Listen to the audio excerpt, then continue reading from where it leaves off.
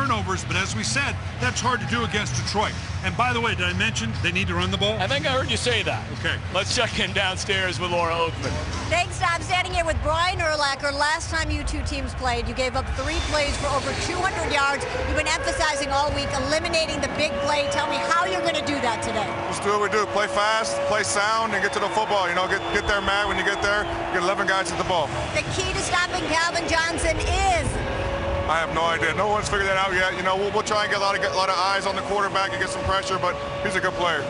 Do you want to keep talking or you want to go hit someone? Good. Thank you, Laura. Back to you, Tom. All right, Laura, thank you very much. Calvin Johnson and the Bears colliding here today. Very warm. Temperatures near 70 degrees. Wind gusts expected to reach close to 35 miles per hour. And that could very much be a factor in the Windy City. Well, particularly with the way these guys want to get the ball down the field. Detroit obviously looking to get the ball to Calvin Johnson. The wind could be a factor.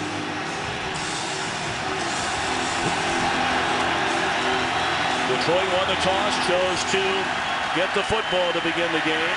And it's banged out of the end zone. That's something that Robbie Gould has been doing all year long. So now Matthew Stafford. He missed 19 games with injuries over his first 2 seasons. He's been healthy, and he has been very good. And it starts up front with a lineup that comes back from last year. Yeah, and that's going to be challenged with the front 4 of the Chicago Bears. But as we said, the running backs, Maurice Morris and Keelan Williams, can they indeed have the kind of day collectively that Javad Best had the last time these 2 teams faced each other?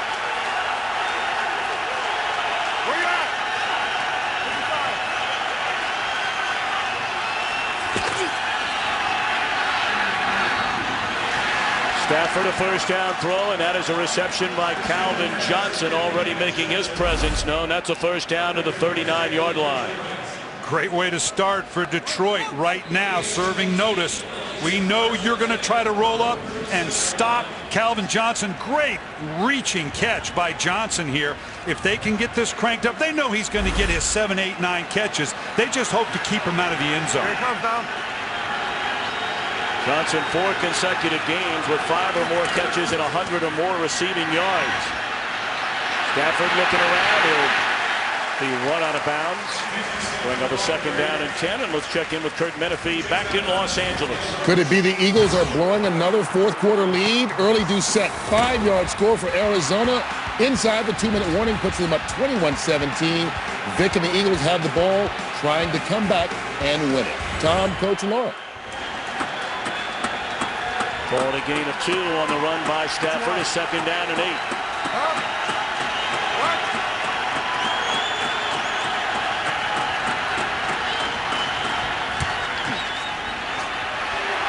Pitch it to Nate Burleson. That is his 7th carry of the year. Ball came loose, but he has more than enough for a first down, and that's close to midfield. So back-to-back first downs for Detroit against the Chicago defense, which has gotten considerably better, especially cutting down on the big yardage play since early in the year. And obviously in facing Calvin Johnson, this explosive Detroit offense, just what we talked about. Can they indeed roll to Calvin Johnson, take him away, and how much damage can Detroit do with their tight ends and running backs out of the backfield?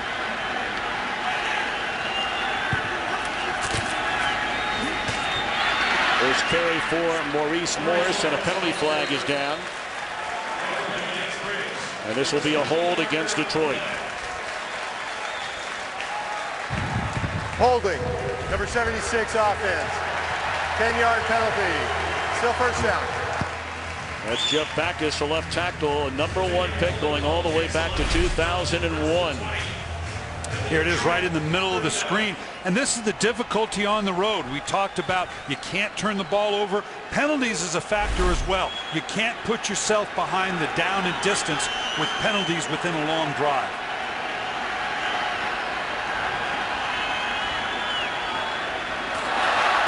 Bobbled snap on a 1st and 20, and Johnson gets nearly 10 yards back. We'll call it 9.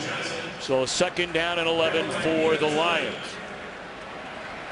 The key to the success for Detroit when they've won is Matthew Stafford gets into a rhythm early.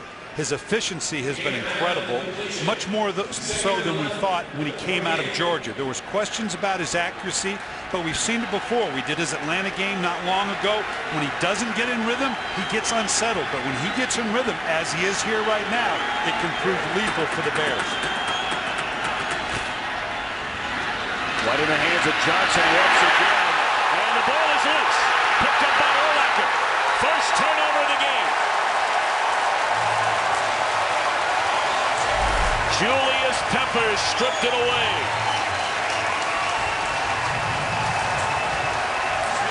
The long arms of Julius Peppers just reaches out as he goes to tackle Johnson. The ball comes out just laying there. We set it from the get-go. Turnovers, and as we said earlier, Detroit's #1 in the league in the fewest turnovers. This is huge on the road. This is just what the Bears need, a short field to get themselves started.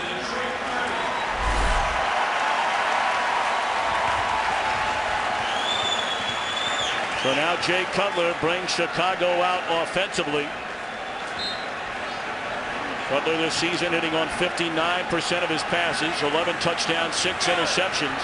But the man to keep an eye on, number 22, Matt Forte. And they give it to him on first down, and that'll be a gain of 2. Forte leads the NFL, 1,241 scrimmage yards. And all of a sudden, this offensive line is starting to put things together with Lewis at right tackle and Spencer at right guard. We've got to watch the tackles today. Jamarcus Webb and Lance Lewis with these wide rushes of Van den Bosch and Averill from the Detroit Lions. Those are good matchups. The question is, how much help are they going to need to hold up in pass protection?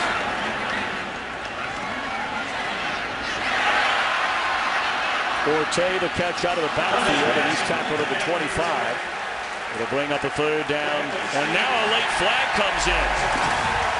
All the way from the other side of the field, all the way down about the 10-yard line. There were only 10 players on that side of the field. Personal foul, unnecessary roughness. Number 92, defense, 15-yard penalty. What happened is through the goal, automatic first down. I think he means 93, Averill. Coming in, or excuse me, Van den Bosch coming in late there. He said 92. It was Van den Bosch, a late hit, particularly to the head. Whether it's the head or not, that is a late hit.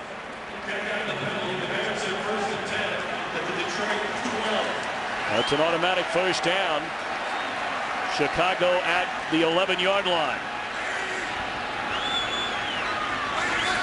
And they spotted to the 12, and they hand it off to Forte. He's inside the 10, close to the 5, tripped up by Amari Spivey. Of course, this defensive front, one of the most dominant in all of football, which is kind of curious because you can run against this Lions team. Yeah, but they don't give up big plays. They generate turnovers. I talked about the tackles of the Chicago Bears under pressure. It's because of the inside presence of Ndamukong Suh, Corey Williams, Nick Fairley. You're not getting any help from the guards. Forte, and that is a touchdown.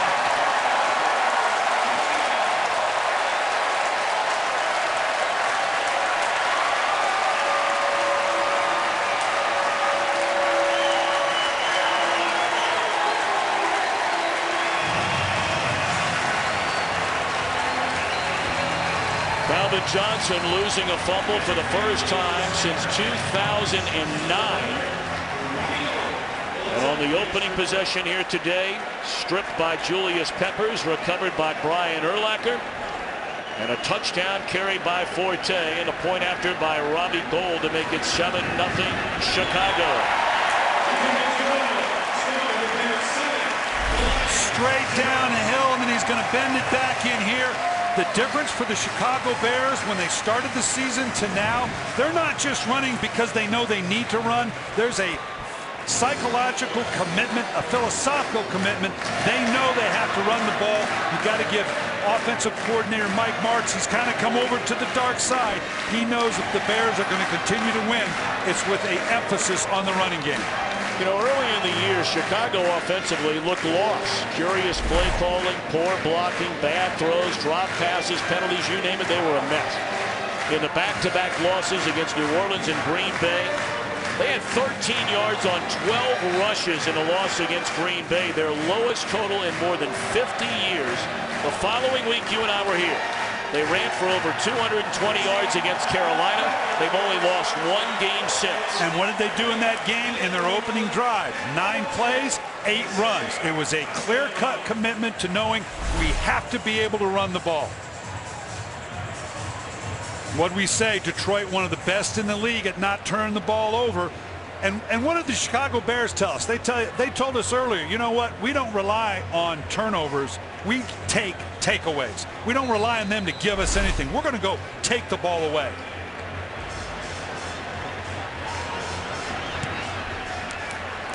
Line drive kick sails through the back of the end zone, and again the Lions will start from the 20.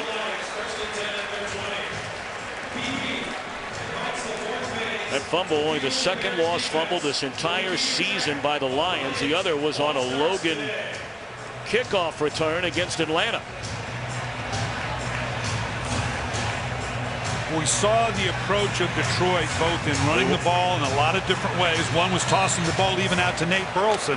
They've got to make up for the loss of Javid Best. They're doing it in a lot of different ways. We also saw a lot of quick throws by Matthew Stafford to get him started.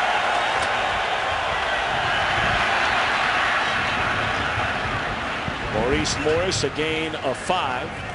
And let's check in back in Los Angeles once again with Kurt Menefee. Last gasp for Michael Vick and the Eagles against Arizona. Vick throws it up.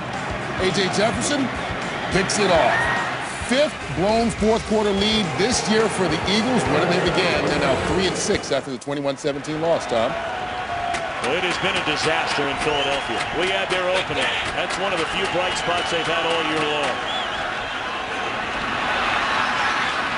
Nate Burleson on the reception, and that is good enough for a Lions first down across the 35-yard line.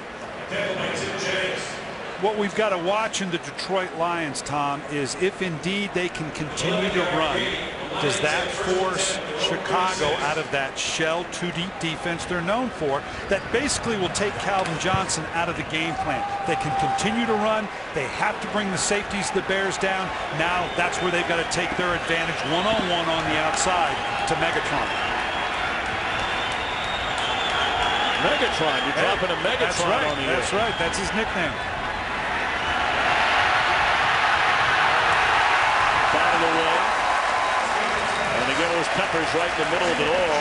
He injured his knee in the game against Detroit back in week 5, re-aggravated it again Monday night in the win over Philadelphia. Julius Peppers, anytime you want to throw the ball away against Julius Peppers, you better recognize this guy has long arms. Matthew Stafford needs to know better than that. Just the casual, although throw this thing out of bounds, and those long, we've already seen the long arm of Julius Peppers cause a turnover to Calvin Johnson. It almost created a turnover there.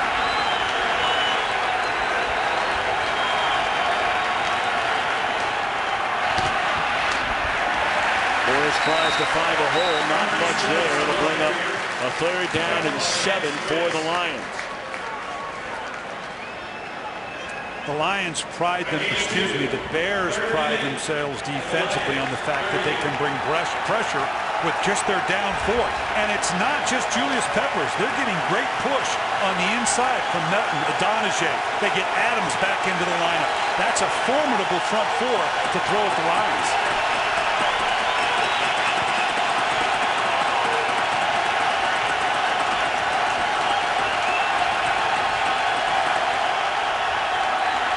Blitz coming.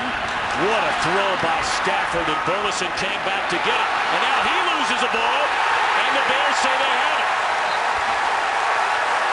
They do.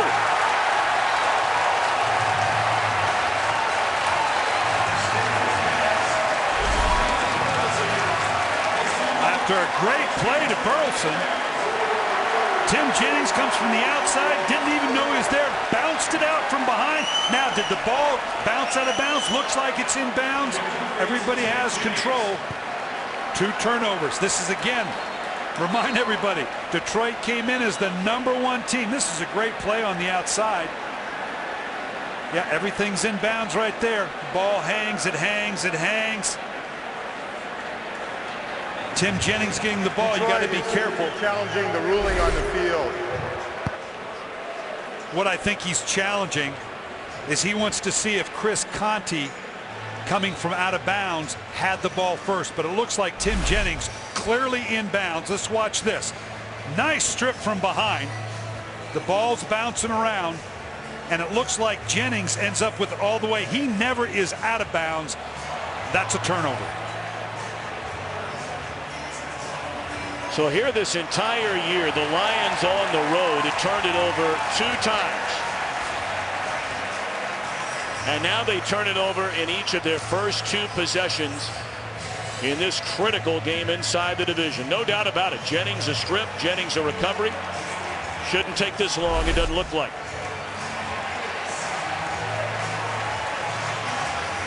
And the Bears were a little indignant almost when we talked to them about, you know, this is a tough team to take the ball away from. They lead the league in fewest turnovers, and that's when they laid it on that line about, hey, we don't count on turnovers, man. We go take it away.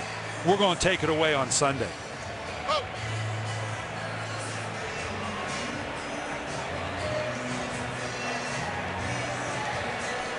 Well, we'd like to check in with the former head of NFL officials, Mike Pereira, over what they might be looking at in the replay booth. Mike, what do you think?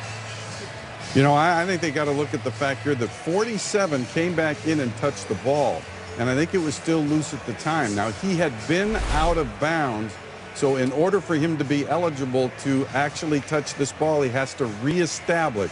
So he's got to get both feet back down in the field of play before he touches, and I think we'll get a decent look at this now. Right there, you're back right, Mike. in, both feet down. So I think he's reestablished. Mike, the fact that he touched it before Jennings got control now supersedes that. You think Detroit's going to get this ball? No, I think it's gonna stay because he reestablished. Watch him get right foot, left foot down in bounds. Yeah. So that's what they'll focus on in this. Right there, you can see review. that foot being in bounds allowed him to reestablish. I got you. And the heel of the left foot too. We got to get both feet back down. So here you're going to see him come back right, left, then touch, then he's okay. Well, we thank Mike Pereira from our command center back in Los Angeles. And while we're waiting on the final verdict, let's again send it back to Kurt Menefee in Los Angeles. Saints and Falcons in overtime. 4th down, Atlanta goes for it from their own 30-yard line. Questionable decision, they get stopped. Easy for the Saints after that. John Casey, 26-yarder, is the game winner. 26-23, Saints go into the Georgia Dome and win it. Tom, Brian, and Laura. Well, that was one wild game there today. The Falcons and the Saints, they generally are when those teams inside the NFC South get together. And usually very, very physical. We had them a couple times last year, and boy, you come out of that game beat up on both sides.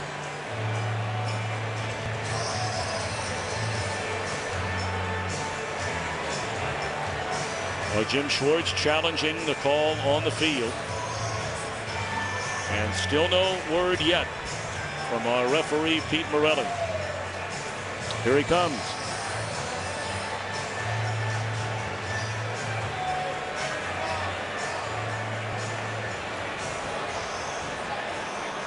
It's just an agonizing time for the coaches waiting for this. After reviewing the play, the ruling on the field stands. Chicago has the ball. Detroit will be charged with timeout and the challenge. So by losing the challenge, Jim Schwartz loses a timeout.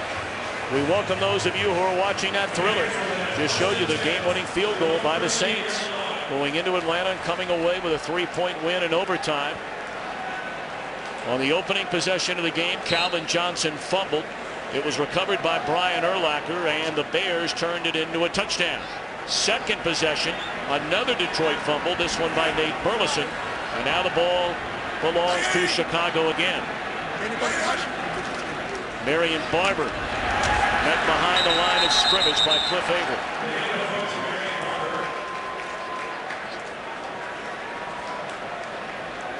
This Detroit front has given up some yards in the running game, Tom. And when you visit with Gunther Cunningham, their defensive coordinator, Jim Schwartz, what they're counting on is that pass rush with these wide alignment of the ends. The fact that they're very good at turning the ball over or getting turnovers. Typically their offense hadn't turned the ball over. That's a pretty good equation for success. They have been gashed in the run, which is usually, you question that from a defensive-minded football team, but it's all about getting turnovers and not giving up the big plays. Cutler rolling, looking down the field, threads the needle to his former running mate at Vanderbilt, Earl Bennett, who returned last week after missing 5 games with an injury. He had 5 catches for 95 yards in a game. Just a nice throw by Cutler. He is excited about having Earl Bennett back in the lineup. They disperse the ball all the way across the field. I don't know that you can really say there's an absolute go-to guy for Jay Cutler. Dane Sanzenbacher, the rookie, on third down is someone he looks to. But Earl Bennett is someone he's thrilled to have back in the lineup. Forte's going to throw it. Not exactly the way you draw it up.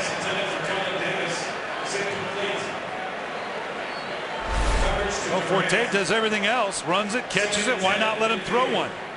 Gets to the outside, never really buys it. The safety almost wanted to come back up and bite on it, but no, this is the one that scares you as a coach. Does he have the judgment to just throw it away? Matt Forte did there.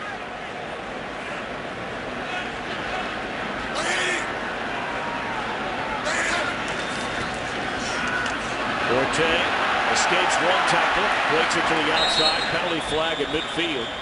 Run out of bounds at the 45-yard line. What a start to this season by Forte. Personal foul, grabbing the face mask. Number 92, defense. 15-yard penalty, automatic, first down.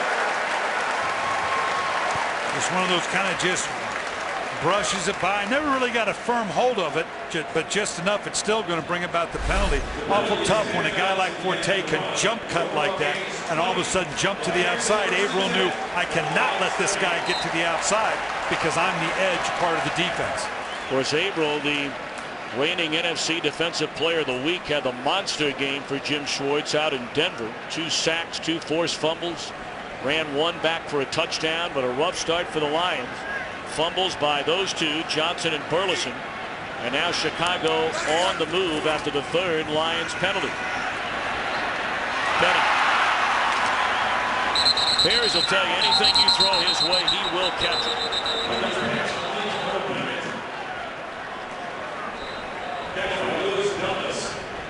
I talked earlier about Chicago needing the running game to set up so many different things. We've already seen, by way of protection, the half-rolling Jay Cutler out after a play fake. This offensive line struggled early, as you mentioned. It's been solidified, but still, the more you can move them around the pocket, do it out of play-action fakes, it limits the pressure they can put on Jay Cutler.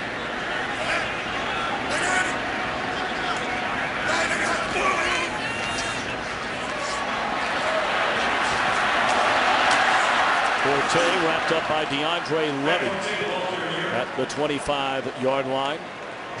You go back to the first 3 weeks of the season. We talked about the Chicago offense was just a mess. And look at the breakdown. Rushing plays where they were at just 29% of the time and almost a 50-50 split during this 4-1 run. And as I said earlier, it's not just in the running game. What that does for Jay Cutler, when they made that transformation from last year, prior to them forming into this running team, Jay Cutler was throwing more interceptions than touchdowns. When you run the ball like that, you get more touchdowns than interceptions.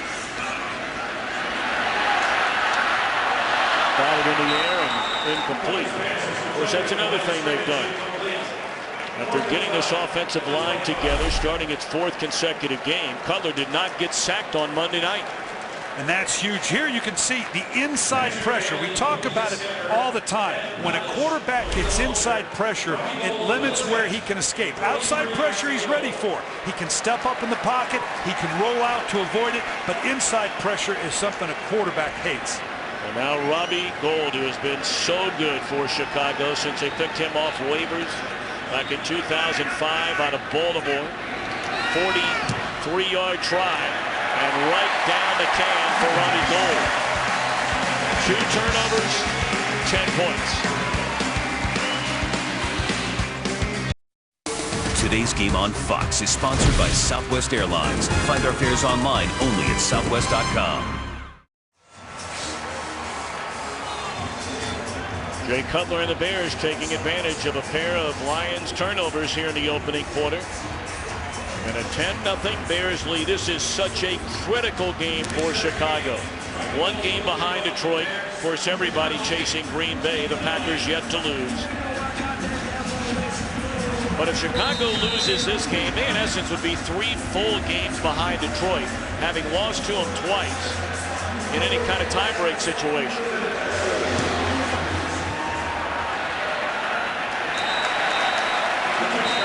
So now the Lions will get it for the 3rd time. 164th meeting between these division rivals. Chicago off to a big start. Today's game is sponsored by Bud Light, the official beer sponsor of the NFL. Here we go. First 2 possessions for a team that had turned it over 5 times all year coming into play today. Fumbles by Calvin Johnson and Nate Burleson. Quick slant. Johnson up to the 26. Seen it twice now, Tom, when Chicago has come out of their 2 deep. They brought the safeties down on either side. Both times you've seen Matthew Stafford step up and just deliver a quick little slant. They definitely have a plan for when they say single high defense to get the ball out of the hand quickly to the outside, because they don't see it a lot against this defense. Stephon Logan able to slip through a hole off to the left side, picks up a 1st down up to the 31-yard line. Only the 5th carry all year long for Logan. Key for Detroit right now is just weather the storm. You're on the road. You've turned the ball over in a way that you haven't before. You've already had 3 penalties you alluded to. If they can calm down, get a nice drive here, that, weather the storm of the crisis early, that's going to be a challenge for Detroit, a team still learning to be a good football team. A drop by Maurice Stovall.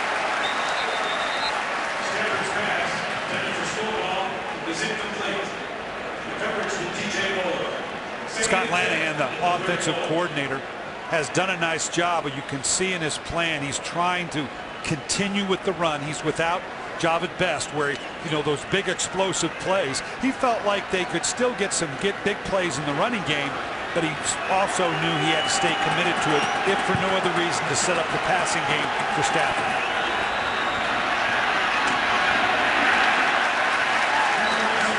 Tillman and Urlacher converge on the stop of Morris. 3rd and long coming up for the Lions. Stafford is just having a terrific year. 19 touchdowns against just 4 interceptions. Of course, he has not enjoyed coming to Chicago. His only 2 trips here, he was injured in both games.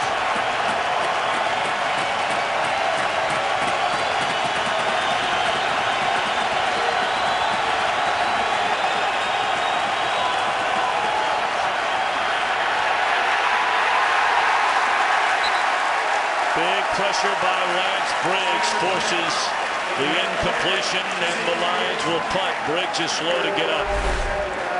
Right here, up into the gap, right there now. Does the back have him? Does the guard turn out? Well, neither one there. Lance Briggs is good, but if you don't block him, he's real good.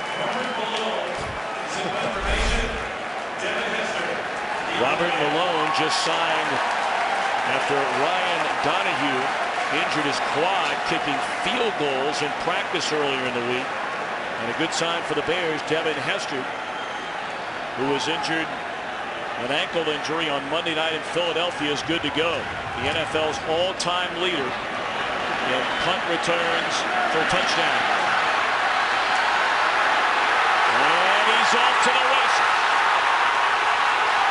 And the punter Malone able to run him out of bounds at midfield. Well, in the open, I went through a laundry list of things they needed to do. One of them should have been, don't kick the ball to Devin Hester.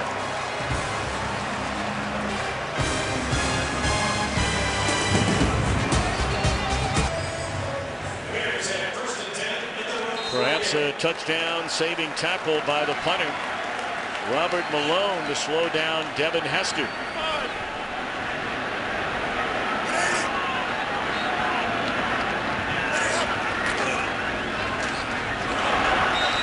Forte driven to the deck by Stephen Tulloch on first down. You can see the punter right here. He's your last line of defense, and I use that term loosely when I talk about a punter. How often do we see that become an embarrassing moment for a punter? But this guy, you know, Hester was out the gate. Had he not made this play, and believe me, come Monday, his teammates, Hester I'm talking about now, going to give him a ration of grief now for being brought down by a punter. But that was a touchdown saving tackle by the punter, the new punter, Rob Malone. Loss of 3 on the Forte carry on first down. Blitz coming, and Cutler just does get it away. The heavy heat by the safety, Amari Spivey. We said that Detroit was going to have to be more creative about bringing pressure on Cutler, that a 4-man rush, not at home on the turf with the crowd noise to aid them. They were creative there in bringing Spivey from the outside.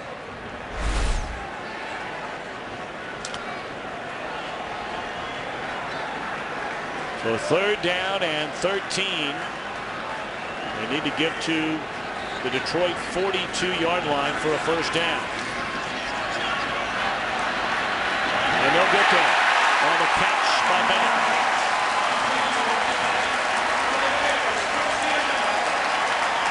There's Bennett wearing those orange shoes again here today. He was fined $5,000 for wearing them on Monday night.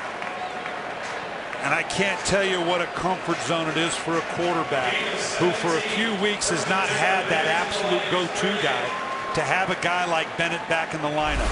You got to be careful you don't just become solely focused on that guy, but no one has really stepped up the way we've seen Bennett today already step up to become that guy.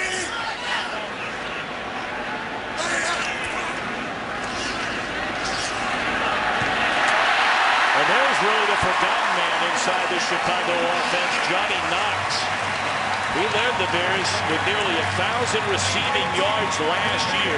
There are over 100 players in a league with more receptions this year than Knox.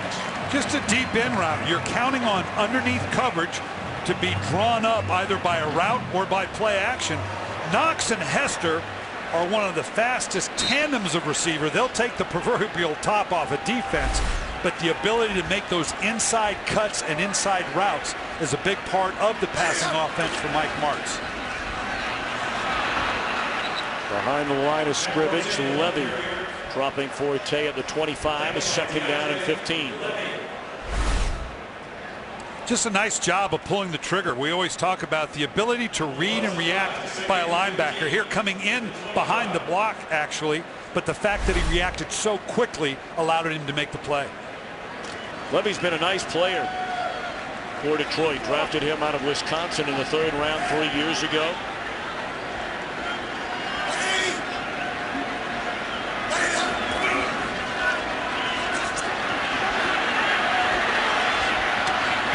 Did he stay in bounds? No. Trying to keep the toes just in front of that white stripe down the sideline. It's 3rd and 15.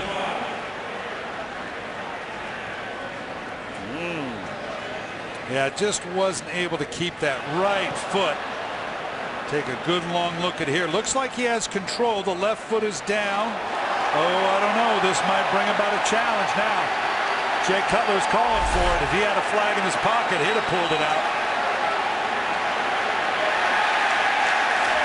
Kind of subtle on Lovey's part. There's a confident, subtle challenge. Lovey sort of saw it. Sure.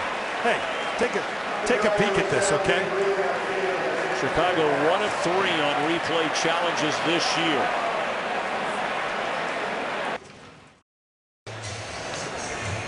Three things to remember. The call on the field is incomplete. 2 possession, 3 were the feet in bounds. Yeah, and the key there being that it was ruled incomplete. Is that definitive enough to say it looks like there's the slight bobble, and then that left foot, just by us talking about it this way and looking at it in the break, too much discussion for my liking. I think the ruling on the field holds. See, just as he starts to lose it right there and regain it, that foot right down in there starts to come out. After reviewing the play, it is a catch. The ball will be placed on the 17.5-yard line, third down. Chicago will not be charged a timeout. Well, everything going Chicago's way here in this opening quarter. I'm a little surprised by that reversal. Yeah, particularly since it was called incomplete to begin with. Anytime, that's my rule of thumb. Anytime it takes us that long to talk about it, then it's okay. There's not enough definitive evidence. Third down for Chicago at the Lions' 17-yard line, and Cutler to throw it. Roy Williams lost his footing. So the field goal unit comes out once again. Just a miscommunication there. You zigged when I thought you were going to zag. He thought he was going to the back of the end zone. You know, you look at everything that has happened, and everything clearly 100% in Chicago's favor through a quarter and 4 seconds. 2 turnovers, 3 penalties for the Lions. Average starting field position midfield for Lovie Smith's team. These last 2 tries now, field goals rather than touchdowns. And those are the type that come back and catch you now when you miss scoring opportunities.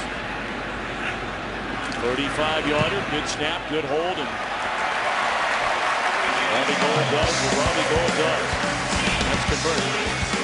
Jim Schwartz looking for answers from his team and from the officials.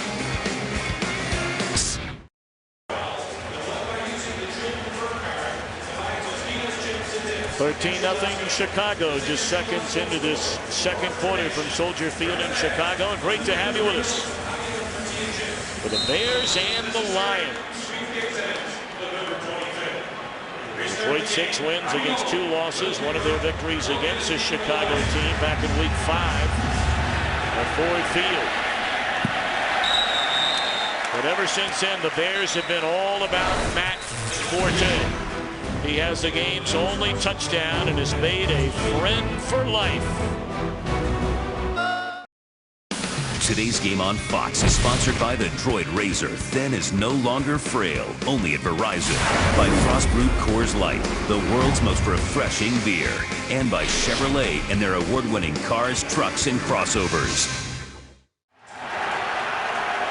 The first 2 drives of the game, Detroit moved the football. Lions have more total yards of offense in Chicago, but there's 2 critical fumbles. Incomplete on first down. You know, Brian, you talk about it all the time, and I think, you know, most fans, you grow a little leery of hearing the quote-unquote coach speak all the time, turnovers and, you know, red zone and all that kind of thing, but it really is amazing. You watch week in and week out, the teams that turn it over generally lose. 3 biggest determinants for success: turnovers, big plays, and efficiency in the red zone. Has been, is now, and always will be the 3 major determinants for success.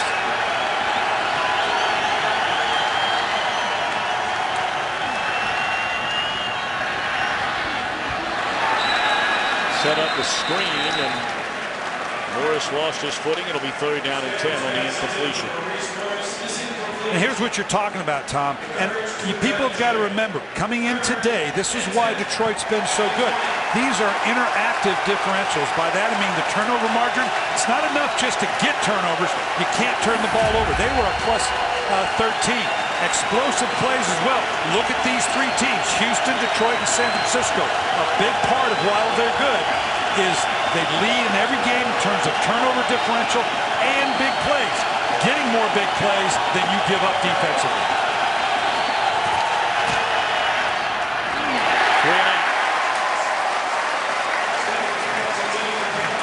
Johnson was open. Stafford had a very tough time just making completions during the pregame warm-up today. Don't know if it's a win.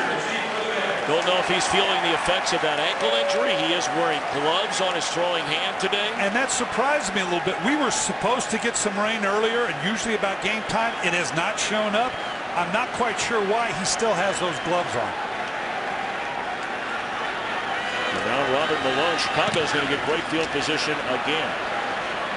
What a punt by Malone. all the way back to the 18. But another good return by Hester, crossing the 40, and again it's Malone who had a hand on him, couldn't get him out of bounds, and Hester will take it the distance.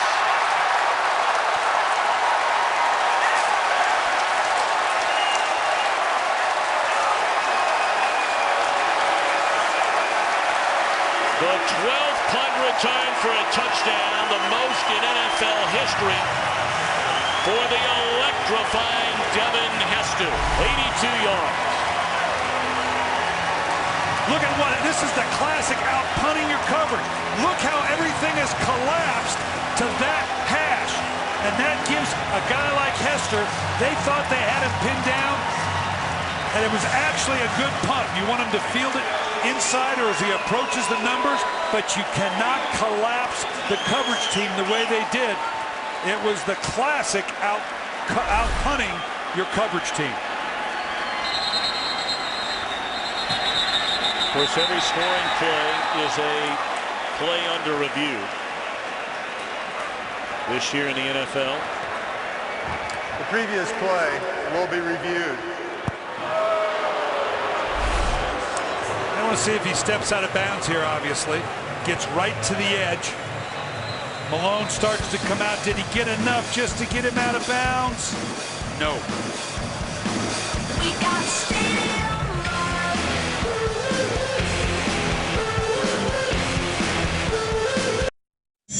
love. After reviewing the play, the ruling on the field stands. You can see right there. No way was he out of bounds. A little bit of a surprise challenge in that was right down the Detroit sideline. They had a pretty good view of it. Oh, not a challenge. I'm sorry. That was just a scoring review on every scoring play this year in the NFL. Well, what a great start for the Bears. And what a disastrous start for the Lions.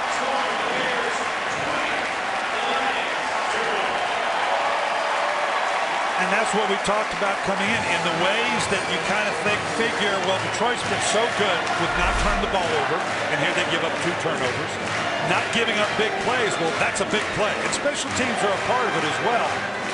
Big plays, turnovers, they have forever been a part of this game. Obviously, Lovie Smith, Nolan, and Devin Hester, this is a guy that's been so good for Lovie Smith in his time here. A second-round draft choice.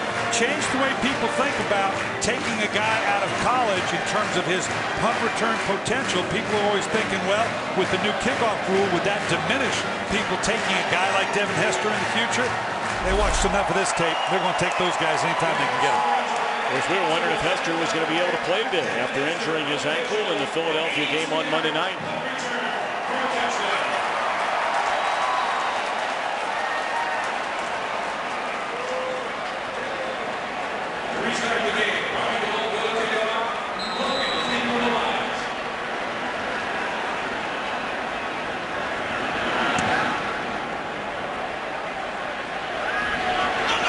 Logan will bring this one out. Runs into his own man. And he has some daylight. Good return by Stephon Logan up to the 30-yard line.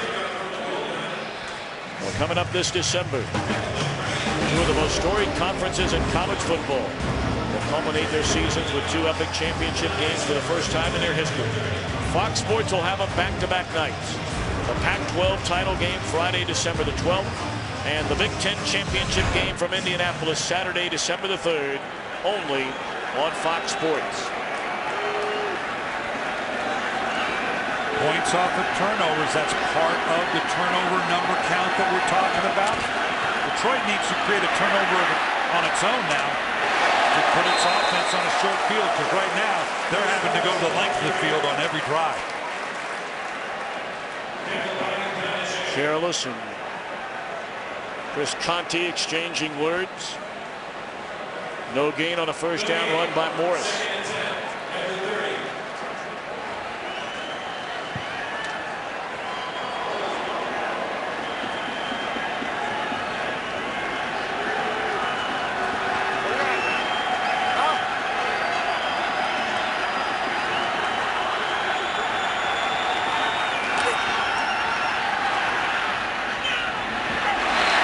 Great coverage by Tillman.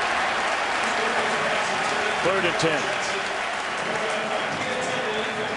Chicago and Lovie Smith are known as a cover 2 team, but we can see right here, this is off coverage by the corner. Great one-on-one breakup by Charles Tillman.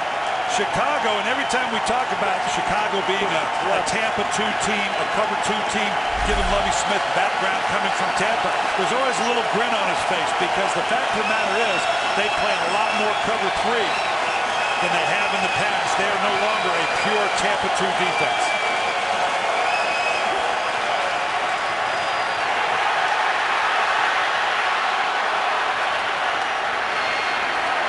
Just nowhere to go. Great coverage all over the secondary by Chicago, and the Lions will punt again. Excuse me, over here. I want you to notice Peppers is on the inside. He's normally on the defense's right side. He was on the left side tackle. They're moving him around, left end, right end, on the interior. You want to double Julius Peppers, you got to find out where he's lined up first. Well, here comes Hester. Will they punt him the ball or just punt it out of bounds this time? Well, they angle near the sideline, but it's returnable from the 15. Hester, as a flag comes in, still on his feet and caught from behind at the 48-yard line. But this one, we'll see if it's coming back.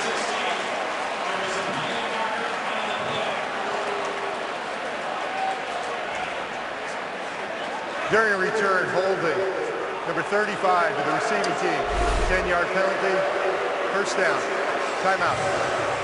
Just right there, kind of gets his hand up on it. Looks like 81 got a bit of it.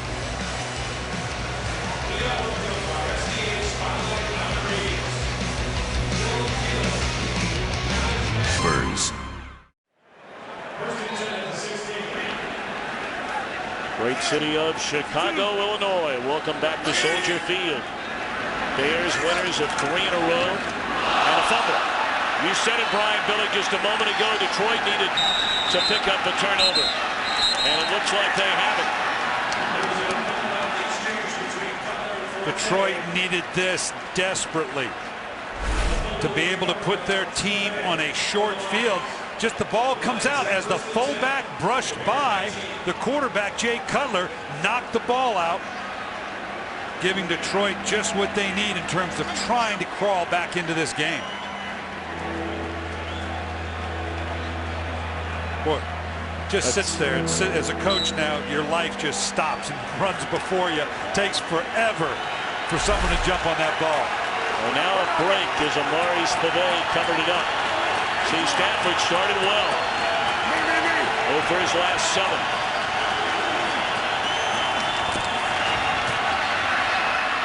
Morris, a good strong run close to the 10, just short of a first down. A must touchdown here for the Lions.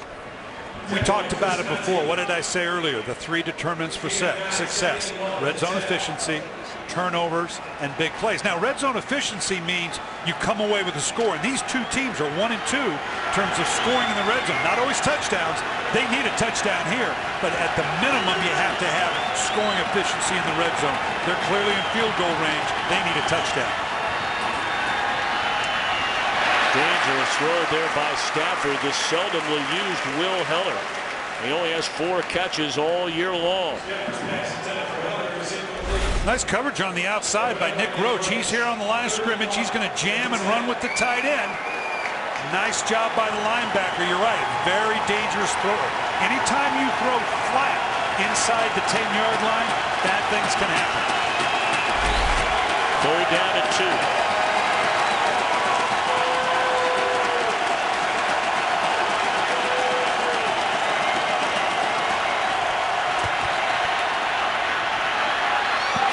Too tall for Calvin Johnson in the back of the end zone. So they run the ball on first down for 8 yards, and then they go to the air twice and cannot get a first. Now you can see here, even this ball was a bit flat, all but a high flat throw. Needed a little more arc to give Calvin Johnson a chance to go up and make one of those patented rebounds into the end zone.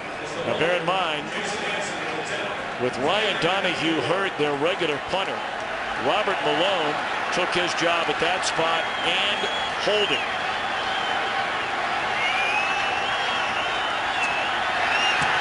Good snap, good hold, and Hansen drills it through, getting Detroit on the board, 20-3 game. And Tom, you're exactly right to bring this up. This is nothing subtle about this. A kicker, it's all about psychology, and I got a new guy holding for me that can really get into the head of a kicker. Hansen's been at this a long time. 21 in a row made by Hansen inside of 40. Take a look ahead to next week on Fox NFL Sunday. The season marches on. The Packers look to stay undefeated. Cam Newton and company will try and change that. Cowboys and the Redskins. We'll see the 49ers. It all begins with a Built Ford Tough Fox NFL Sunday pregame show at noon Eastern, 9 Pacific. Check out listings for the games and time in your area. Lions will be at home against Cam Newton and the Panthers. Green Bay at home against Tampa Bay. You and I have been stunned by the disappointing year this year from the Buccaneers. Last year, their formula for success, what do we keep talking about? Turnovers. They had minimal turnovers last year. Didn't have the roughest of schedules. Really believed in Josh Freeman. Hasn't been that way this year. They've turned the ball over a great deal. They've not been able to generate the consistency that they had last year, and it was a tougher schedule, or has been a tougher schedule. No Devin Hester returning kicks. Johnny Knox won't bring this one back either. Well, some of the heroes from earlier games today. Tony Romo and the Cowboys blast Buffalo out of Cowboy Stadium. Arian Foster and another Texans win. Dallas now 5-4, by the way, and the stunner of the day, and maybe it's not anymore. Maybe perhaps all of us had overrated Philadelphia when the year began. Philadelphia had kind of gotten its stride back. That loss last Monday night to these Bears, I think took a great deal out of the Philadelphia Eagles. I don't think anybody overrated Philadelphia more than Vince Young did. Forte breaks a tackle and carries for close to 7. He was the guy that talked about that dream team business, you may remember. Yeah, the entire team, including Andy Reid, cringed when they heard that. And you've talked about it many times, Tom. It's why, particularly in a game like basketball where they tend to do this a lot, why all-star teams can't beat a good regular team. It's not a matter of just sheer talent. You've got to be able to come together with the right personality. Role players. Hard to have the right role players when you have a team, a dream team of superstars. Second down and 2, right back in the hands of Forte. And he appears to be short of a first down. Met by Dick Fairley, the rookie out of Auburn. Forte this year is certainly very much in the top 3 candidates for the league's most valuable player. Talking about total yards from scrimmage through a team's first 8 games, far ahead of the pace set by Marshall Faulk in '99. His yards from scrimmage record broken by Chris Johnson 10 years later. And his ability to catch the ball out of the backfield, mostly with those little quick screens that we see. Third down and pitching. Boy, you wonder about that play call. Third down and a foot. Particularly with a defense that's known for the play of its outside wide players on both sides. Look at the width of this. This is hard to get outside. They were just counting on Van den Bosch to come down inside. Van den Bosch, a veteran that realizes, look, I can't help. Had you given the ball inside, I couldn't help anyway. Nice athletic move on his part, getting back to the outside because he was vulnerable. Had he not forced the play back inside, that thing might have gone out the gate. Good series by Detroit. So Adam Podlesh puts a foot on it. And Logan at the 30. Escapes one tackle. He's dropped all the way back to the 26-yard line. Good coverage by Craig Skelts. Now the Lions with a chance to capture some momentum. Trailing 20-3. Down for Matthew Stafford and the Detroit Lions from their own 25, trailing 20-3. First completed pass in the last 10 thrown by Stafford. Caught by Burleson, and that's a gain of 3 on first down. We've seen Chicago come down into the proverbial 8-man box, get into the off coverage I talked about earlier, but they know that Detroit needs a big play right now, and they're more vulnerable when they get into that single high defense that I referred to. Last couple plays now, we're seeing a lot more cover 2. They know that they're going to make Detroit go the length of the field rather than the big shot. Johnson down here is the guy they're going to have to get to if they're going to make a big play. If they're in single high here, this might be the place for it. Tried to sneak one in there to Titus Young, the rookie out of Boise State, who had his first career touchdown 2 weeks ago. Let's go back to Kurt Menefee in Los Angeles. After a 52-yard field goal by David Akers, the 49ers come out onside kick it against the Giants, and they recover it. Plus, they take advantage, sets up another Akers field goal. This one from 39 yards away. They lead at 9-6, approaching halftime in the battle of first-place teams. Tom and Brian? Can't wait to see the Niners again. We saw their only loss of the season. Trying to get a big win at home today over the Giants. 3rd down and 7. Johnson, the catch, denied the first down.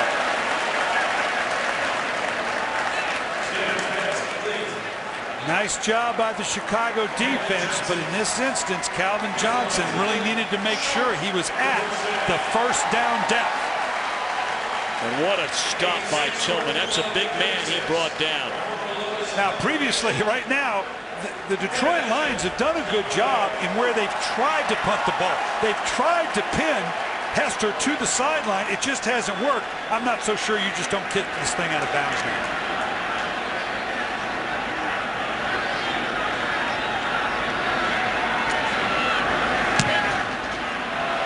And that's exactly what Robert Malone does. The question is, where are they going to spot this football?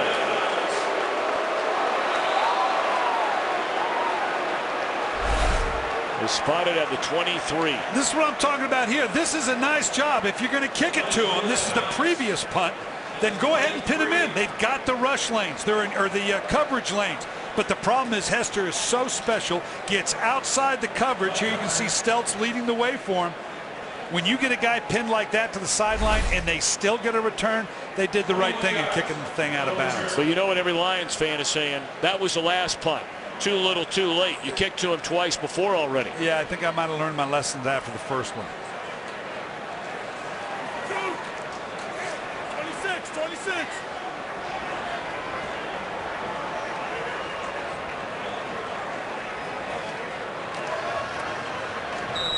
Forte for a gain of 1.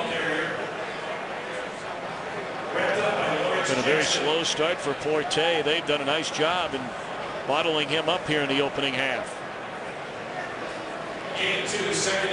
Pretty laid-back crowd for a late afternoon start here in Chicago.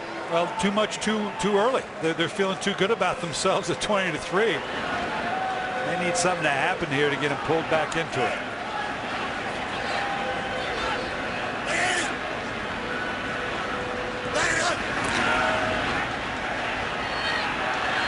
Butler runs into his own man, and then for the first time in the last 2 games, he is sacked. Lawrence Jackson now with 4.5 of them on the season. He has been a nice pickup coming over to trade from Seattle. Well, you can see here they're committing bodies to protection, and that's the key. After a play action fake, they move Cutler to the outside. They've got plenty of bodies here. It's a simple 4-man rush by the Detroit Lions that limits it to a 3-man route. When you commit that way, limited options down the field, but it's what has worked for them as of late to protect Cutler. Well, Gunther Cunningham has to be very pleased with the way his defense has played here in this opening half. They've only allowed 76 total yards. Cutler with a flag down takes a vicious lick, knocks his helmet clean off. There is a flag all the way back to the 10-yard line. My, oh my, what a hit delivered on Jay Cutler.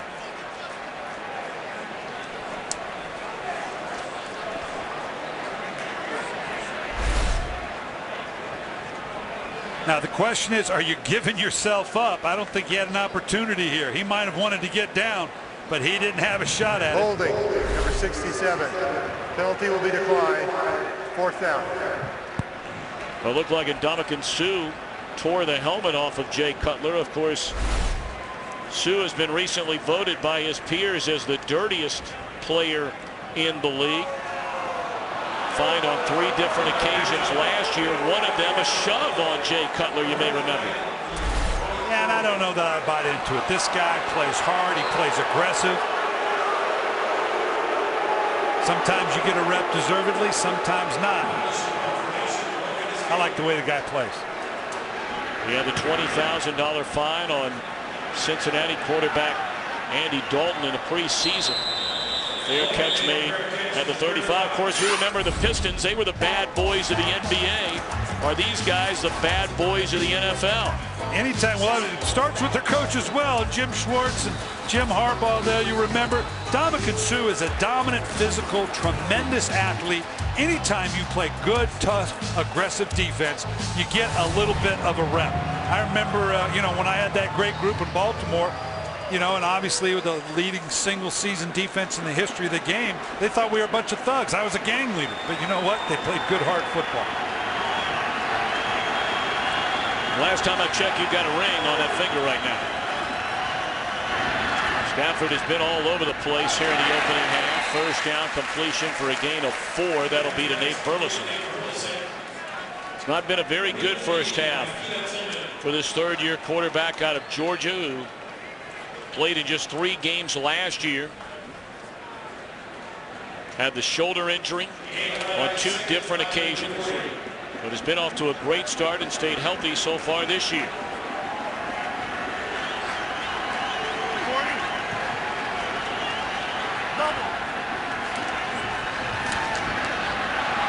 Good running room, and that's a first down carry for Maurice Morris to the 49-yard line. And so here you are, Coach Billick, with 6 minutes to go until halftime. Everything clearly has gone Chicago's way. If Detroit scores a touchdown here, well, they take a lot of that sting out of the first quarter and a half. And let's remember how good a second half team the Detroit Lions are. They're capable of doing it. Matthew Stafford needs to calm down. He looks unsettled right now. We had their game against Atlanta where it was the same way. He just didn't seem to get into a rhythm. Morris stuffed on first down for maybe a yard. I'm a little surprised that given the amount of single high safety, and again we're talking about the difference between a cover 2 high safeties, a single high safety, meaning cover 1 or cover 3, that we haven't seen more vertical shots to Calvin Johnson down the field to take a shot. Here you can see the safeties are going to stay high. Right now, if they stay there, they're trying to protect. Now they're coming down late. Now they're going to give them the single high. He'll have an opportunity. And they're changing it up a great deal. As I said, Chicago is no longer a predominantly cover 2 team. But up 20-3, you're going to see a little bit more of that cover 2 because the job number 1 is let's don't give up a big play. Third down 5.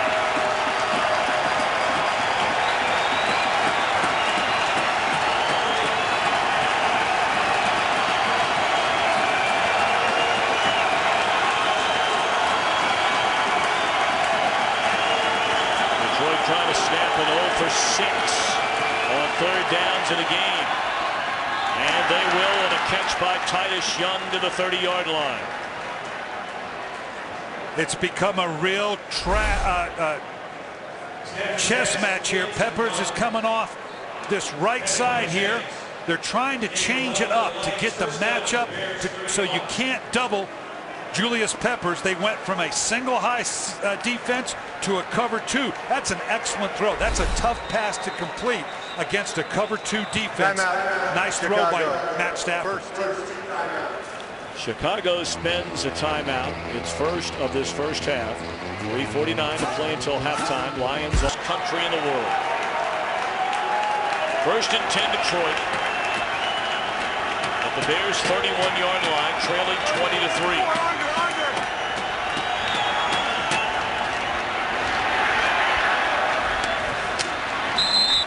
catch made again by the rookie out of Boise State, Titus Young. Back-to-back receptions for Young. Talked about Matthew Stafford wearing a glove on his throwing right hand. Laura Oakman, what do we know about that? He told me early on that it was strictly for this wind, which is whipping down here pretty considerably on and off. He's never worn them before. He wanted to help with the grip. But I will say this, you guys, he's fidgeting with that right glove. Don't forget he jammed a finger on that hand last week. He says it's for the wind, though. Well, I tell you, I've heard of a lot of things. I've never heard of a glove made for the wind. Yeah, wet weather, cold, but not for the wind.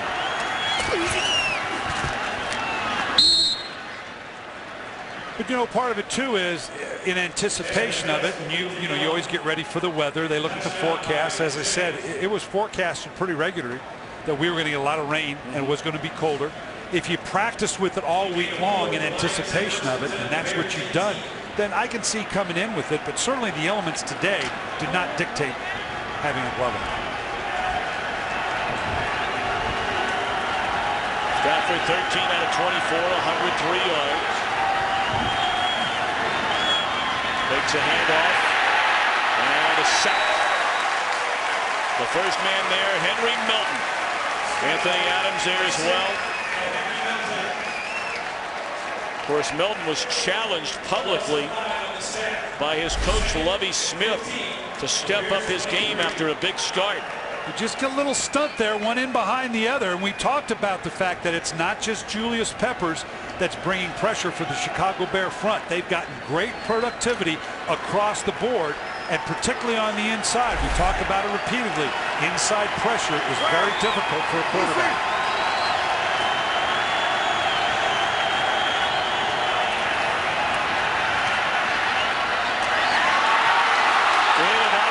Of Calvin Johnson. They're saying incomplete pass, and a ball, quite frankly, that should have been caught.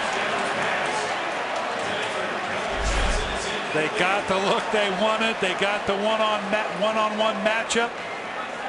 This is something that's usually automatic for Calvin Johnson. They needed this desperately here, and I don't know that he got a hand on it. I think this is just a flat drop.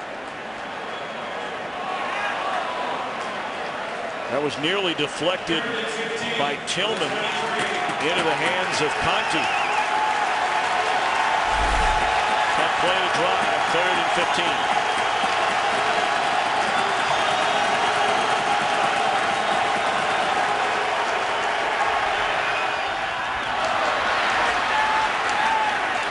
15. This time they find the tight end for the first time in the game. Brandon Pettigrew for a first down inside the 10.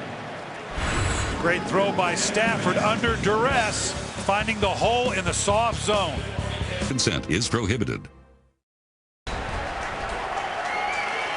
First and goal for the Lions. 2 timeouts remaining. And a minute 57 to play until halftime.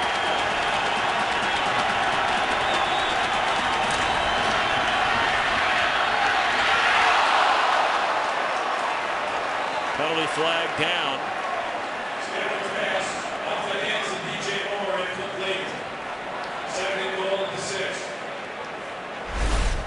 Well, I beg your pardon. I thought we had a flag come down. Must have been inadvertent.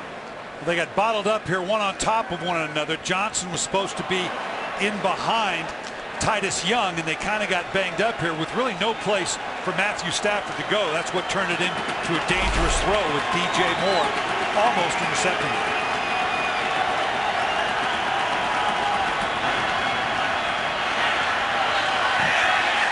Great coverage again by Charles Tillman.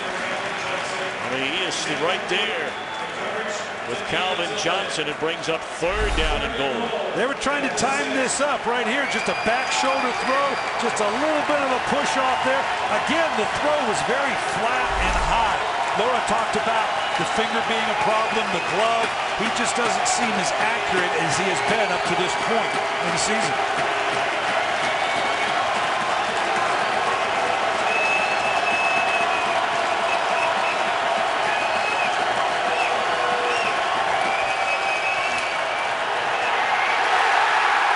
All the way back to the 18, and again it's Julius Peppers.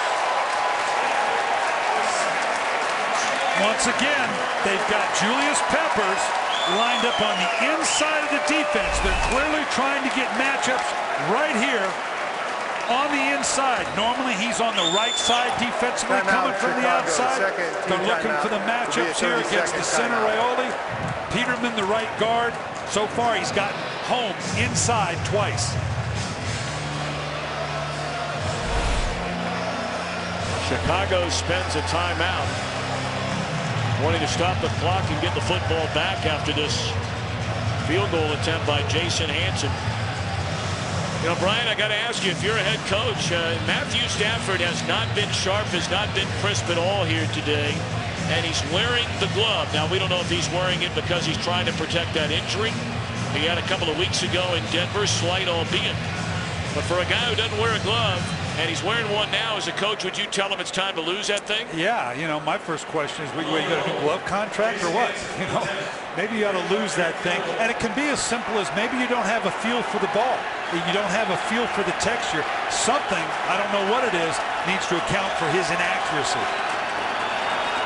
For the new holder, Malone, a 35-yard field goal try by Hansen, which is good. So first and goal from the 6. Turns into a field goal. Well, right now let's go to Kurt Menefee. See what's coming up on the Visa halftime report. Coming up on the Visa halftime report, we'll have scores and highlights from a busy week 10 around the National Football League. I don't know what to do here. Somebody, what is, back to you. Wait a minute, you weren't supposed to do that. Well, Terry wasn't wearing a glove, and he went 0 for 7. He did have a bandage on that left hand, though. So.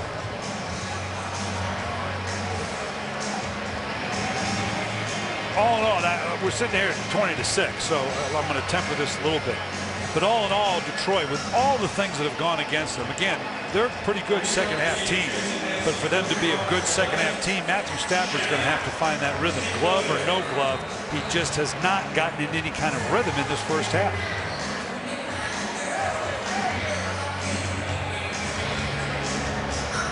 Now Hansen, in his 20th year out of Washington State, will put a foot on it. Johnny Knox from the 5-yard line. And Aaron Berry there to chop him down.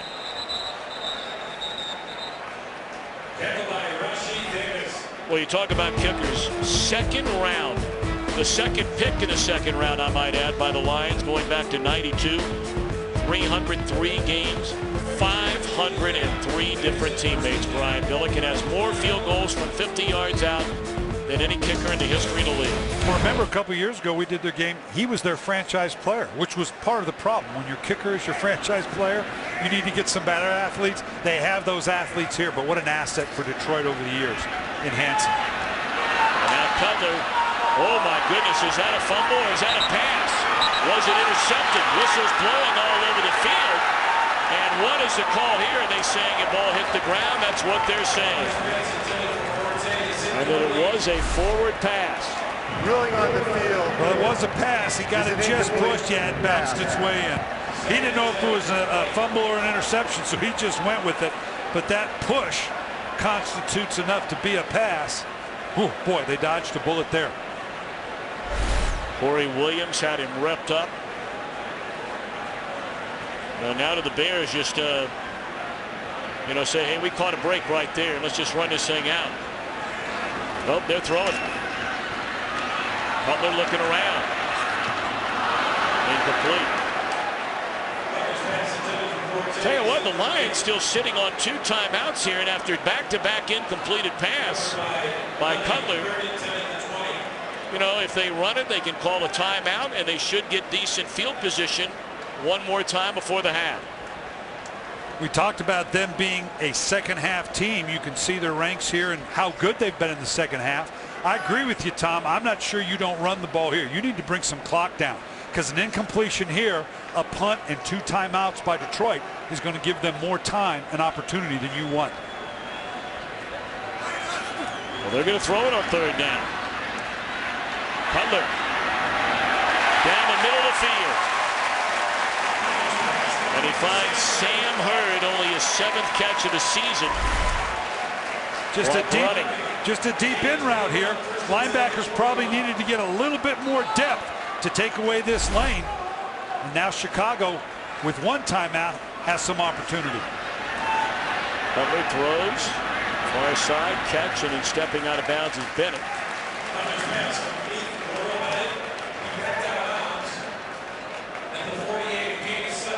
Well, the officials aren't going to have a tough time recognizing whether Bennett's in bounds or out of bounds, because his shoes could get you to cross your eyes here. Well, it got him a $5,000 fine for wearing those orange shoes in Philadelphia on Monday night.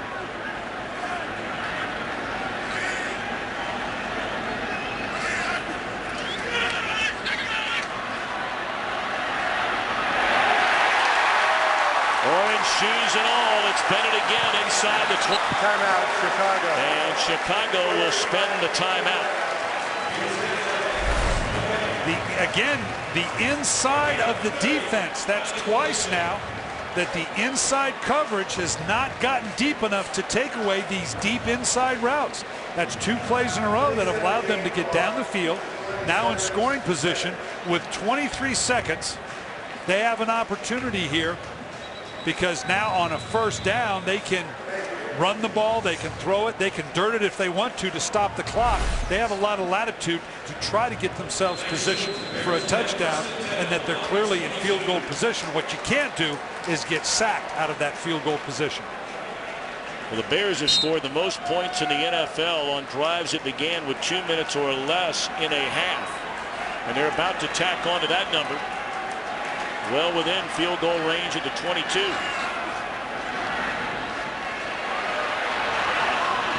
Cliff Averill coming off the edge, got a piece of the arm of Cutler. Not sure what Jay is upset about. He was looking for a personal foul. Averill just coming from the outside. Ducks underneath the rush, kind of tackles him going down. Nothing malicious there, a push. And Dominican Sue, yeah, that goes back to the rep now. They're complaining more about the rep than the actual action. I got to tell you, I wonder if that was a strip of the football by Averill.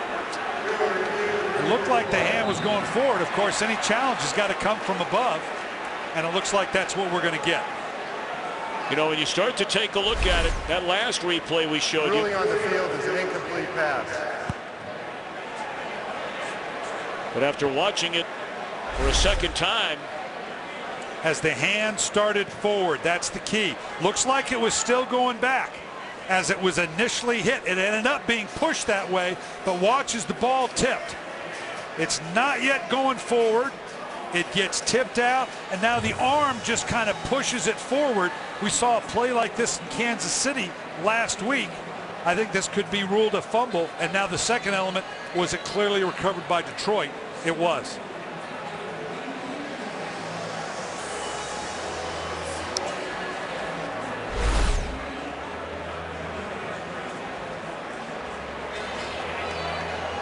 Well, this would be a bit of a dodged bullet,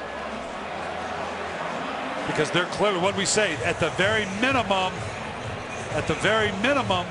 you have it, you're in 3-point range. The last thing you want to do is turn the ball over and take the 3 points ostensibly off the board.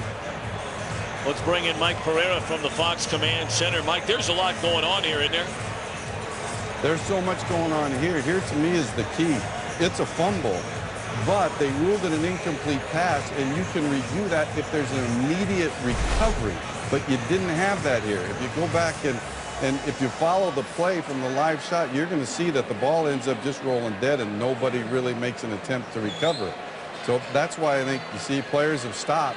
So you have no choice here. Even though it's a fumble, you certainly can't give the ball to the defense because there was no recovery in the immediate action after the play. So I think you got to leave it as to what it was ruled, an incomplete pass. Nothing you can do. So where do they spot that, Mike?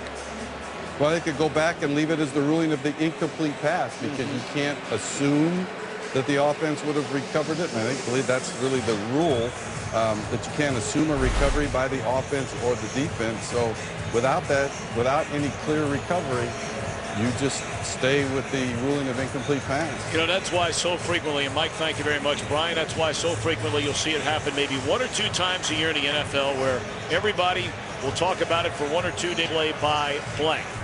If one player on the Detroit team races after that football, picks it up, maybe just told us. And that's what you're always coaching your players. You used to say what? Play to the whistle, but you don't do that anymore because of the rules we have in the league. You have to play beyond the whistle in case of a play like this, or was it a down by contact? The number of rules now that the league, and you don't want to get anybody hurt, but clearly that's one they needed to play past the whistle. Well, Pete Morelli came out from under the hood and now is talking with John Hussey down there. His head too, saying, you know what we're going to do with this thing? After reviewing the play, the ball was knocked out of the quarterback's hand. It is a fumble. However, no one recovered the ball in the immediate area. By rule, a forward fumble is brought back to the spot of the fumble. It will be Chicago's ball, 3rd down, at the spot of the fumble. So it's not an incomplete pass. It is a fumble, but it's at the spot of the fumble because no recovery. So they back up a little bit, but that doesn't kill him here as opposed to a turnover. Everything going against the Chicago Bears. Oh boy, he's going, almost had it done. Everything going against, you know, as a Detroit Lion right now, it's okay. What else can go against us? Let's see if we can come out in the second half. So the ball is backed up to the 32-yard line. It's a loss of 10. But the Bears, most importantly, still have the ball. The Bears are out of timeout, so Cutler will step out of bounds, chased by Sue.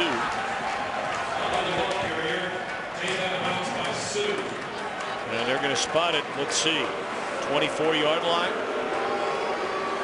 Now, Tom, we've been here before. 11 seconds. That should give you on a 3rd down more than enough time to basically take an end zone shot. You don't have time to hand the ball off here, but you're going to take an end zone shot, and it's all or nothing. Incomplete. You're going to have a chance to throw a. Oh, they brought the kicker in right from the get-go. They're not even going to test it. We ran into this earlier in Buffalo, where Philadelphia tried to squeeze another play, and it cost them the opportunity for a field goal. Given that, Philadelphia's decision cost them some points. Lovie Smith saying 11 seconds, not enough for me. I'm going to go ahead with the points.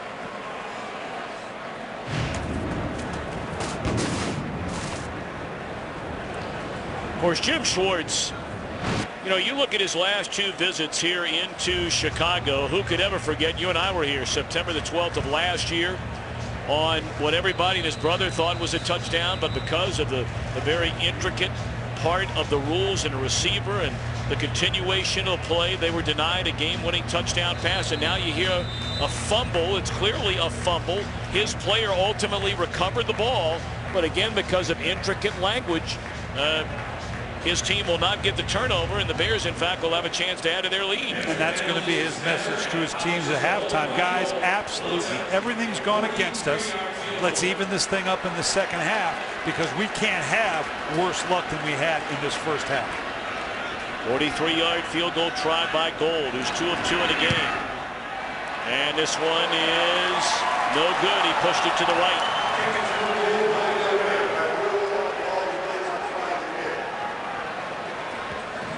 Well, I'm sure many who root for the Lions are saying justice is served. They'll never forget that play, though, last year in the waning moments here in the opening weekend of the season. Neither will we. And you know what? People have got to remember, with all the discussion about this play afterwards, the rule did not change. They just brought sharper focus to it. I keep remembering what my mother told me on the way to the airport after that game. I tried to explain to her why that wasn't a touchdown, and all 89 years of her said, oh my, that just doesn't make sense. Well, at the end of the first quarter, it was 2 turnovers and 10 points. It's a 14-point spread at half, and Fox NFL Sunday continues with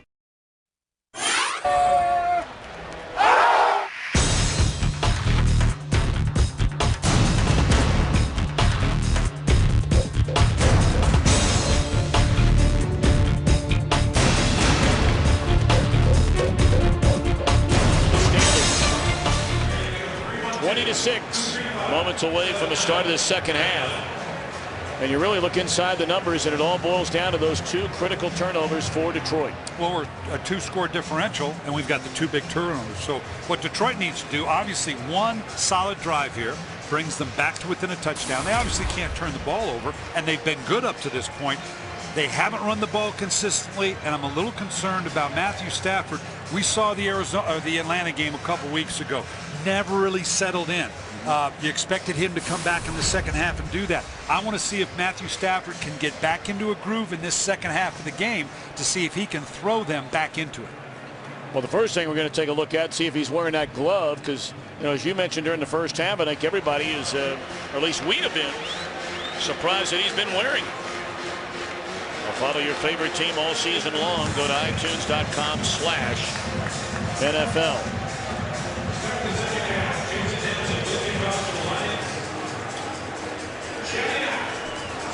They're still wearing the gloves, but of course, Detroit, their offense will sit on the sideline as Chicago gets the ball to begin the second half.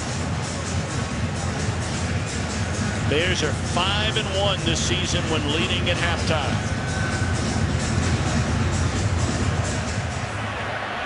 And one of the up men bringing it back is chopped down at the 30-yard line.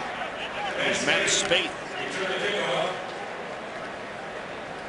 This is a classic opportunity for Chicago. We talked in the open, Tom, about their commitment to the run now. It's not just we need to run, but we believe in our run.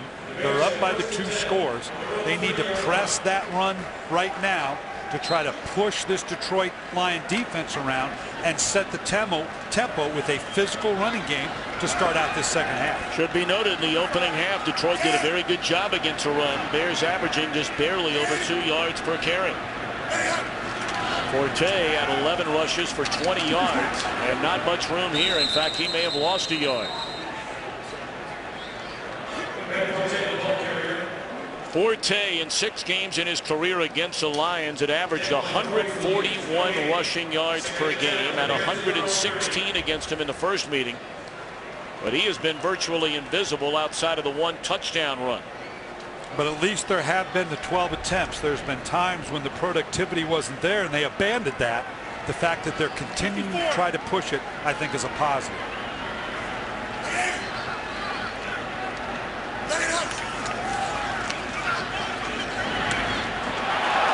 Tough throw there by Cutler. Roy Williams looking for a flag that doesn't come. Great coverage by Eric Wright, the former Cleveland Brown. He's not going to get this. Just great coverage. He can plead all he wants. Nice job switching off there. Again, we talked about it many times. You can put your hand on a receiver. The question is, have you changed his direction? Have you changed his impetus? He was just there with good coverage. I'm not sure you could have called that in basketball. Well, 3rd down and 10 now for Cutler and the Bears on the opening possession of this second half.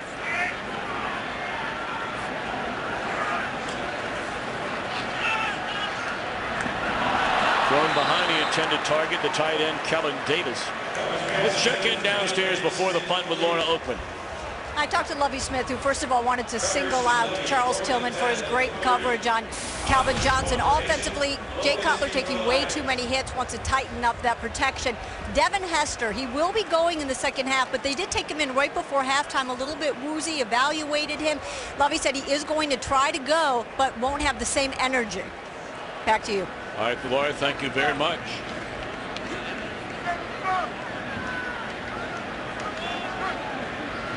Podlesh to put it away. Angling Logan over near the sideline. Great punt. In fact, too good.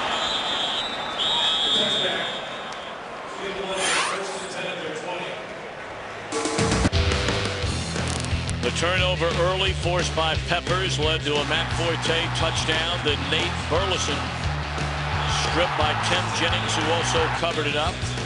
Led to a Robbie Gould field goal. And then, of course, whenever we're watching the Chicago Bears, you're always watching the return game of Devin Hester. Wondered if he would play today after injuring his ankle on Monday night. An 82-yard punt return for a touchdown. First down, they give it to Morris. Gang tackled after a gain of 2.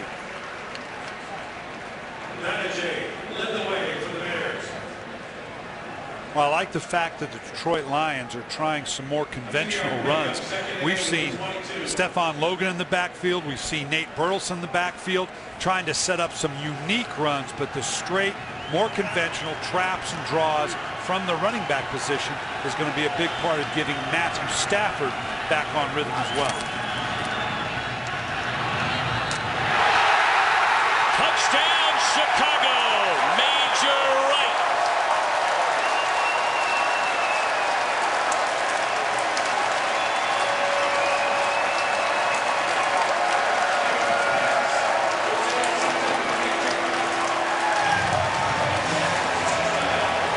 Well, he got his first career interception on Monday night against Philadelphia. This is his first career touchdown. I don't know if this is a miscommunication or he flat didn't see it. Scheffler broke to the outside just on a little flat route as a drop off. Stafford deciding to go to the outside just to pick up a few. And I can't believe that he could have possibly seen him because that ball was clearly behind Scheffler.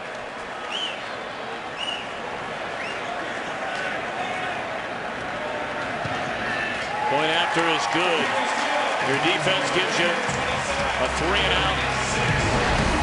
And on your second play in the second half, that's about as easy as it gets for Major Wright. Today's game is sponsored by Southwest Airlines. Find our fares online only at southwest.com. By Nissan, innovation for today, innovation for tomorrow, innovation for all. By Pizza Hut, right now get any pizza for just $10 only at your Pizza Hut. And by Bud Light, the official beer sponsor of the NFL. Here we go. 27-6 after the interception returned for a touchdown by Major Wright. That's the first interception thrown in the second half of the game this entire year by Matthew Stafford. And this has not been one so far anyway. We nearly have an entire half to play. But for Matthew Stafford, it's been a rough go for him and his offense. 5 turnovers in the first 8 games of the year. They've turned it over virtually 3 times and a half. You know, we've been making a bit about the gloves with Stafford. I don't know if you're just being stubborn now, saying, okay, it's not the gloves. I'm not going to blame the gloves. Okay. But there's no question Matthew Stafford doesn't have the same feel for the ball right now. And that can be a very tactile type of thing. Your hand on the ball, it can make a difference.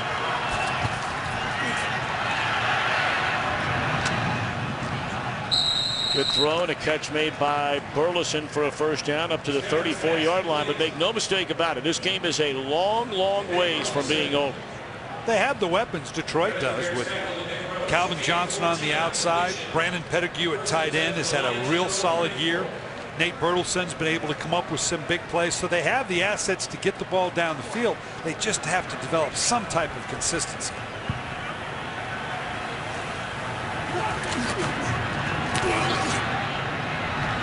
Morris on a first down carry for close to 3. Green Bay and Minnesota will play tomorrow night. Green Bay, the only unbeaten team in the league, but we talked about how critically important this game, how critically important it is indeed for Chicago. Right now, and it's a silly thing to say because we're not headed to the playoffs yet, but Detroit and Chicago would be the 5 and 6 seed. So these head-to-heads, it's not just about the division. It's about if it comes down to that wild card spot, those 2 wild card spots, these heads-to-heads competition could be huge.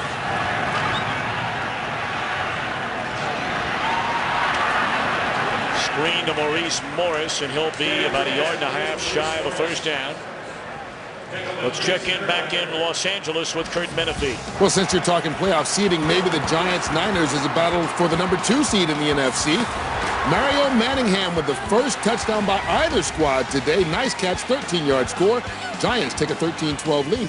Tom and Brian. Good game.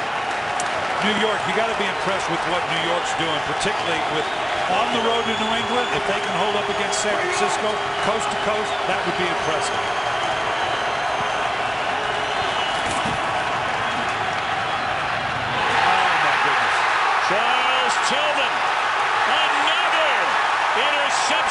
return for a touchdown.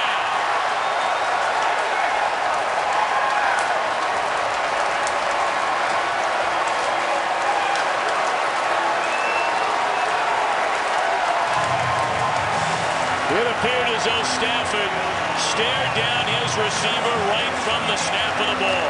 And he's pleading his case to Scott Linehan. That, again, he could not have anticipated. He thought they were going to do something that they did because he threw it right into the teeth of the defense. You can see the combination out here. I don't know what he thought was going to happen. Same one that we just saw in the other interception, a flat route with a crow route in behind it. He just threw it flat into coverage. He no more saw Tillman than he saw Major Wright on the previous interception for a touchdown. Well, I tell you, it's not going to win him many friends. You saw that last replay as a defender. Tillman went by him. Stafford's got his arms in the air looking at one of his receivers.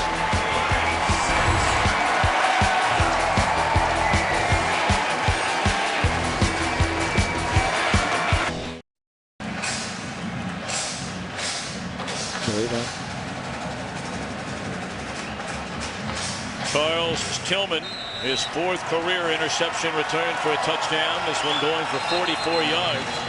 Bears have returned 2 Matthew Stafford interceptions for touchdowns here in the first, well, not even 4 minutes of the second half. Because of the amount of cover 2 that Chicago plays, the corners here don't get much credit for as good as they are. Charles Tillman's a good corner. Oh, yeah. And he's able to match up one-on-one. He's not a name that you hear readily because of the style of play for Chicago. But that's against Charles Johnson there, or excuse me, Calvin Johnson. That's a pretty good matchup. I got to tell you, Brian, you and I have talked about this before. I am stunned that Tillman has never been to the Pro Bowl. This guy's been a good player for a long time in this league. Well, let's look at the matchup here. You're going to see him at the very top of the screen here. And Stafford, I don't know whether he thought Calvin Johnson was going to work back. And Tillman just fell off the coverage. There was hand fighting going on there. There was no penalty. Now, and it looks like Matthew Stafford thinks there should be pass interference. Calvin Johnson just kind of threw him back into the route. You can see right there Stafford's going right at the official like, wait a minute, where's the pass interference? There's nothing there. That was just hand fighting. Calvin Johnson kind of threw him into the ball underneath.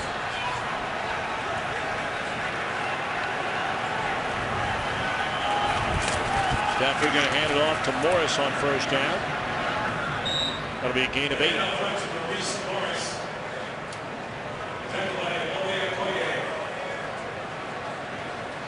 Well, we're only 11 minutes into the 3rd quarter, but we're at the point now where offensive coordinator Scott Linehan kind of takes that game plan, kind of fold it, put it in your back pocket, and start drawing it up in the dirt, because this is a hill now. You got to get this thing downhill, downfield as quickly as you possibly can.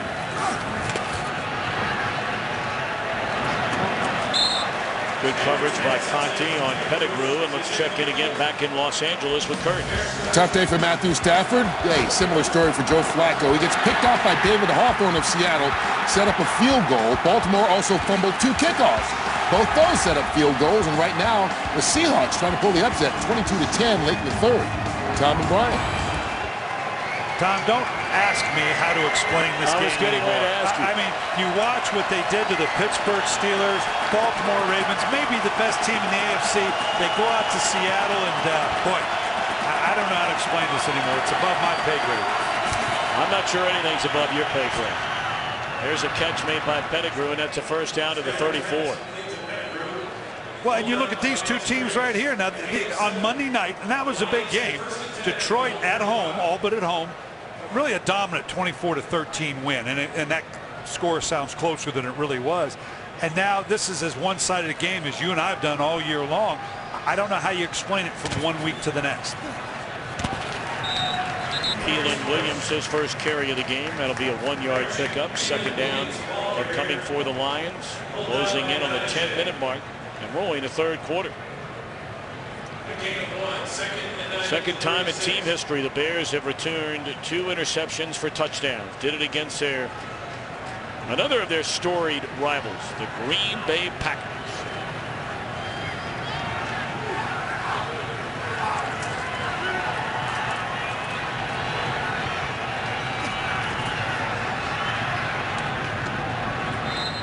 Up to the 41-yard line, Pettigrew.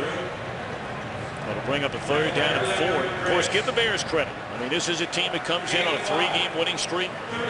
Talked about how philosophically they got back to what has made them a winning football team since Lovie Smith took over in 04. Great defense and running the ball. Yeah, we can talk about the offense and Jay Cutler and what they should be doing, but the Chicago Bears are about defense. When they made their run into the Super Bowl in 2006, it was on the back of a great defense. Last year, into the championship game and the subsequent years in between. Why? Because their defense was on the back half of the league.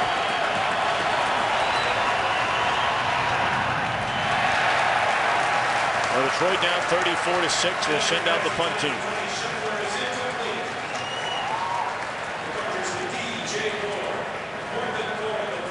Well, we see Earl Bennett's back now, not Devin Hester. You got a little sigh of relief if you're Detroit. Laura talked about Devin Hester coming out a little bit woozy. I'm not quite sure what I understood when Lovie Smith said he wouldn't be as enthusiastic. I don't know quite what that means, but he's not back returning punts.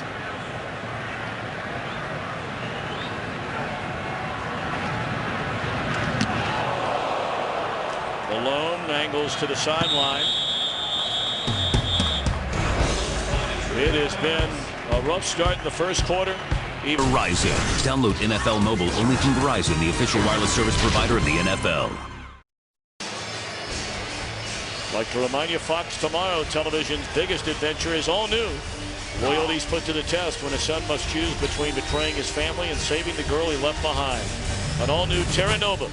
Tomorrow, 8 Eastern, 7 Central on Fox.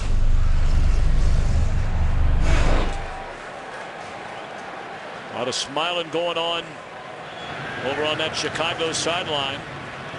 34-6, Bears lead it. That one just sailed on Jay Cutler.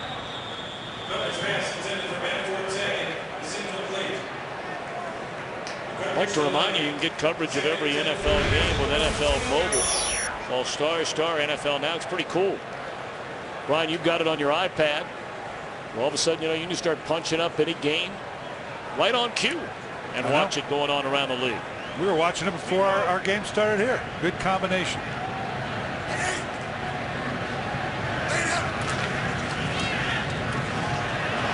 Forte, his best run of the afternoon. Across midfield. And caught at the 38-yard line by Amari Spivey.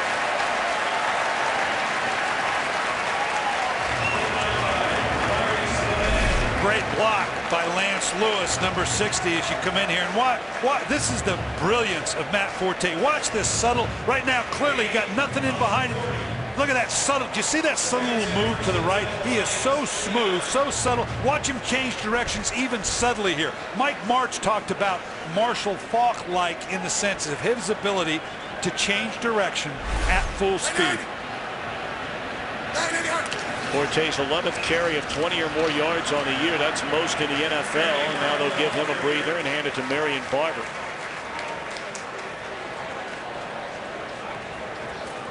Well, after that 40-yard game, the numbers a bit more impressive for Forte, but he is having a spectacular year. Well, we've talked all game long about their commitment to the run, and this game necessarily isn't a good example of it because of the turnovers and the way it's gone. But looking at the film, there's no question of the commitment. Mike Tice, the offensive line coach, a big part of it. His communication with Mike March, they've recrafted what they're doing offensively, and it is a much more emphasis on the run and a commitment to it, not just an emphasis. Barber cuts it back to the inside. He's to the 31-yard line. They're winding down out in San Francisco. Let's get an update from Kurt back in Los Angeles. And the 49ers have gotten their first touchdown of the game. Vernon Davis saw a nice reception and a leap into the end zone. Puts San Fran on top in this battle of first-place teams, 20-13 after they get the two-point conversion. It's now 13-22 left to go in regulation. Tom and Brian. All right, Kurt, thank you very much. I know you'll keep us updated on the final 12 minutes of that one. Yeah, Mike March, we've been talking about. He's kind of come over to the dark side. You know, from the greatest show on turf, that commitment to the run. It's been a big part of the success they had last year in their championship run or their run to the championship game.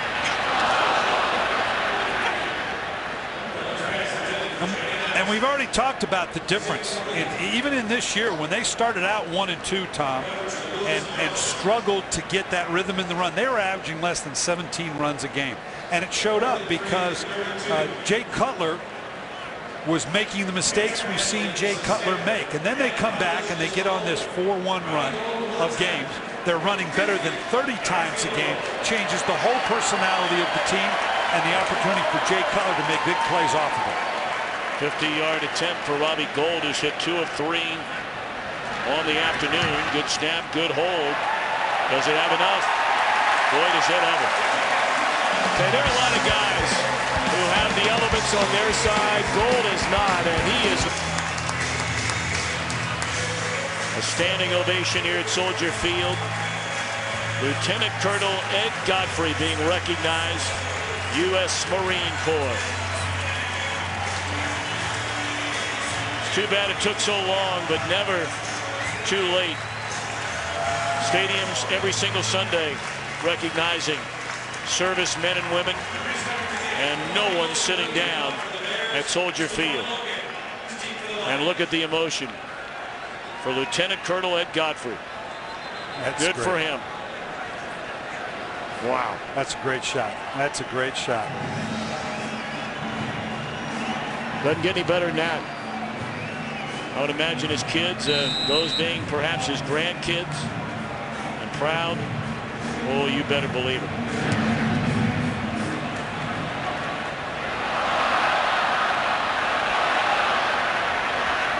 Logan sticks a fork in it and turns a corner and turns it into a pretty nice return.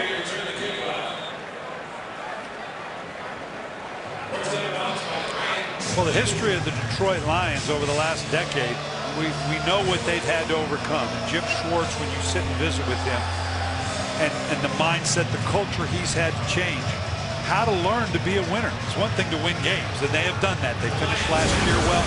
They started out so far this year.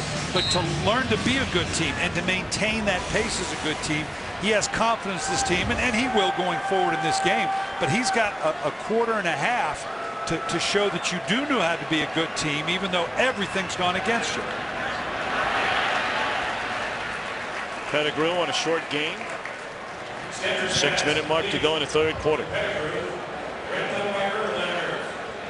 Stafford 19 out of 37, 157 yards. 2 interceptions, both of them returned for touchdowns in this third quarter. And now they shift into a no huddle, down by 21. Even with 5:42 left in the third quarter, time does become a factor. Yeah, that's that BYU math again. I know, 31. Good Lord. Yeah. That got away from me. That was all that time he spent out at Stanford. I know. Kevin Smith is back in a Detroit uniform. Touches the ball for the first time after they signed him last week. It's nice to see Smith healthy again and getting a chance to resurrect his career again. Looking long for Johnson. Beautiful throw. And out of bounds at the 20-yard line. Great touch on that throw by Matthew Stafford. And I'm surprised it took this long to take this shot with enough press coverage. Tillman, already with 1 interception under his belt, has matched up well. I'm a little surprised we're not seeing a little more of that loose coverage by Chicago, knowing that at 31 points, the time does become a factor. I imagine we'll see a little bit more of it going forward. They stepped out of bounds at the 23-yard line, so Stafford will just throw it away on first down. Let's go for a game break one more time for more of the Giants and 49ers. Kurt? In just over a minute, the 49ers scored, picked off Eli Manning, and then scored again. Kendall Hunter's 17-yard touchdown run. They're up 27-13. By the way, Hunter in the game because Frank Gore is out with a knee injury. Nonetheless, 49ers up by 14 at home. Tom and Brian. Got to tell you, Brian, I don't know how many more wins the 49ers have to get. And, of course, that one's not over yet before everybody in the NFL is believing in what Jim Harbaugh said.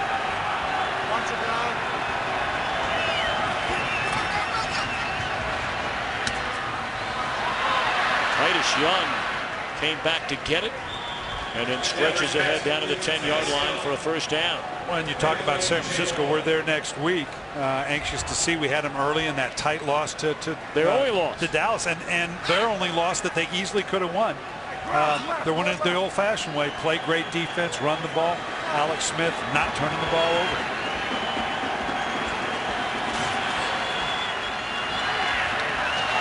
To the end zone, incomplete.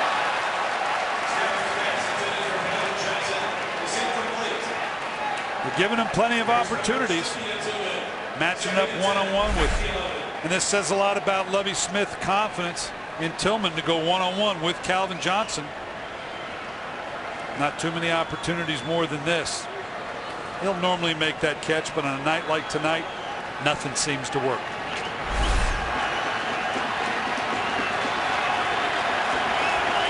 Second and 10 from the 11.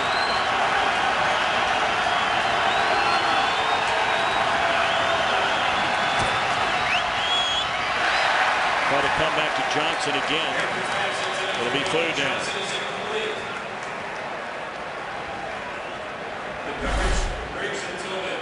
Watch Tillman here now, being physical with a big man like Charles Johnson now, and that's clear within the 5-yard rule. You got to be careful the ball's not in the air, but it's all about being. It's got to be very, very physical with a guy like Calvin Johnson, because you're not going to just run with him and think you're going to out-jump him.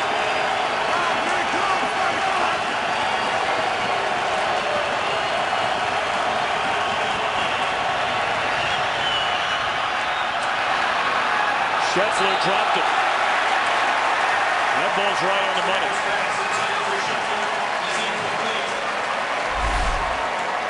And Scheffler's one here that inside the red zone. He doesn't have a lot of catches this year, but he does have 3 touchdowns on the season. He's a guy that Matthew Stafford goes to. There again, we just saw Calvin Johnson drop one. We saw Scheffler drop one. It just is the way the night is going. That's not much of an analysis. That's not meant to be an excuse. It's just not going the Detroit Lions well. Well, 4th and 10, obviously they're going to go down 37-6.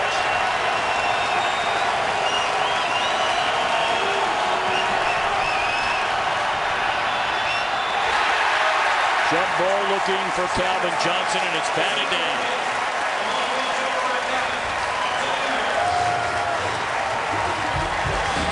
The Bears on their way to picking up their 4th straight win to move. Well, Johnson and Stafford having a great year, but today has just not been their day, nor the Lions' day.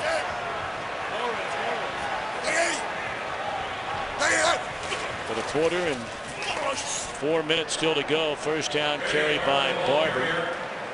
A loss of a yard. Good play by Delmas up from the safety spot. Matt Forte getting a breather. Of course, the way he's been going this year, Brian Billick, he might need a breather from time to time over the second half of this year.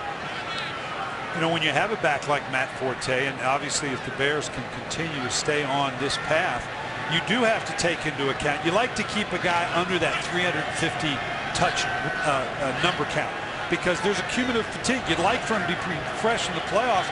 I had that with Jamal Lewis, where we were very conscious on a 2,000-yard rushing year how many times he was going to touch it. In games we were in control. Well, they're able to get it away off the fingertips, and a flag comes down. That's Nick Fairley, the #1 pick out of Auburn. Personal foul, roughing the passer, number 98. 15-yard penalty, automatic, first down. And it's one thing to bring a guy down, but it's that last little impetus. Reminds me of the Tony Saragusa and Rich Gannon shot in our championship game, where it knocked Rich Gannon out. It's that last little drive to the turf that's going to get called. Detroit leads the NFL in roughing the passer. That's their 5th. I tell you what, Cutler's very lucky that he wasn't seriously hurt. That's the kind you get a shoulder shot on when that much weight. Fairley's a big man, 300-pounder. That drive into right there and lands on the shoulder. That's the thing that you worry about. That one's going to cost him. That's going to cost him a lot. Of course, he was so fired up as Fairley about getting a chance to play over the second half of the year, inactive the first 4 games with a foot injury going back to training camp. Played 3 games, re-aggravated the injury, sat out against Denver. And they're hoping that he can really contribute in the second half of the year. The combination of he, obviously, and Ndamukong Suh, Corey Williams, who has had a good first half of the season, that's an inside presence that very few teams have. And as a big part, we talked earlier in the open, their ability to come on the inside and open up Van den Bosch and Averill on the outside. But this, you know, not a very good night tonight. He'll learn from it. But this front 4 of the Detroit Lions could be one to deal with if they can somehow rebound from this very one-sided loss to Chicago. Second down carry, no room there. Good tackle by Justin Durand. Again, let's check in with Kurt Menefee. They're going back and forth in San Francisco. Yeah, and the Giants get what they needed. Down 14 points. Eli Manning picking up with Hakeem Nicks on a 32-yard score. Pulls them to within a touchdown, 27-20, halfway through the fourth quarter. Tom, Brian, and Laura. Well, Brian, I want to get back to something you talked about a moment ago. And you know, the touches of Matt Forte, and you went down this road with Jamal Lewis, as you mentioned. Forte has not been in on this offensive series, with Chicago leading by 31. But much had been made about Forte in the final year of his contract. Wanting to stay in Chicago, his Cutler is scrambling around, and he'll be tackled at the 28-yard line. When you're a head coach, you're sort of stuck in the middle to some degree, aren't you? Between you know, the player and the things he wants to do and the numbers and all that kind of thing, and then, you know, ownership and whether or not they're going to pay the guy, whether they want him back. The Bears say they want Forte back. Yeah, and as a coach, you can't get drawn into that conversation, even though ultimately you're going to be a factor because you are one to dictate or help be part of the discussion is where our resources go, who do we want to re-sign. But Lovie Smith's got to, and wisely so, hold that at arm's length. Look, your people and our people take care of it. You and I keep this player-coach relationship. Oh my gosh.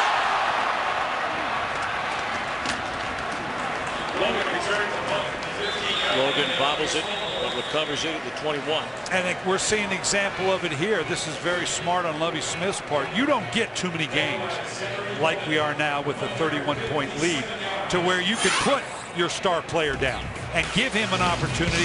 It's like a mini break. Here you can see, and this comes back to the commitment to the run. We did the Carolina game. That was the first real explosion in their running game. They've been well, with the exception of Minnesota, above 100 yards. This is an opportunity to rest Matt Forte because you got to believe going forward they're going to need him, and that factors into the equation, certainly. I know he's frustrated without the contract. He needs to put it at arm's length. Quit talking about it. It will take care of itself.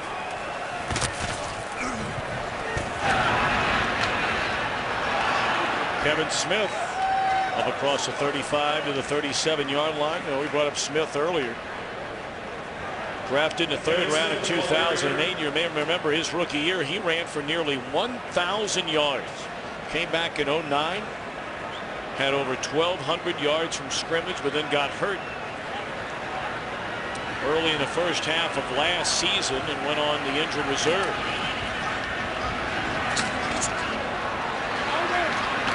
Burleson up to the 45-yard line, and that should be the final play. It will be the final play in the third quarter. That is the end of the third quarter. A third quarter that started with a pair of interceptions returned for touchdowns. Major Wright, Charles Tillman, and their last drive stalled in the end zone. Set to begin the final quarter. Soldier Field in Chicago, a game dominated right from the opening gun by the home team.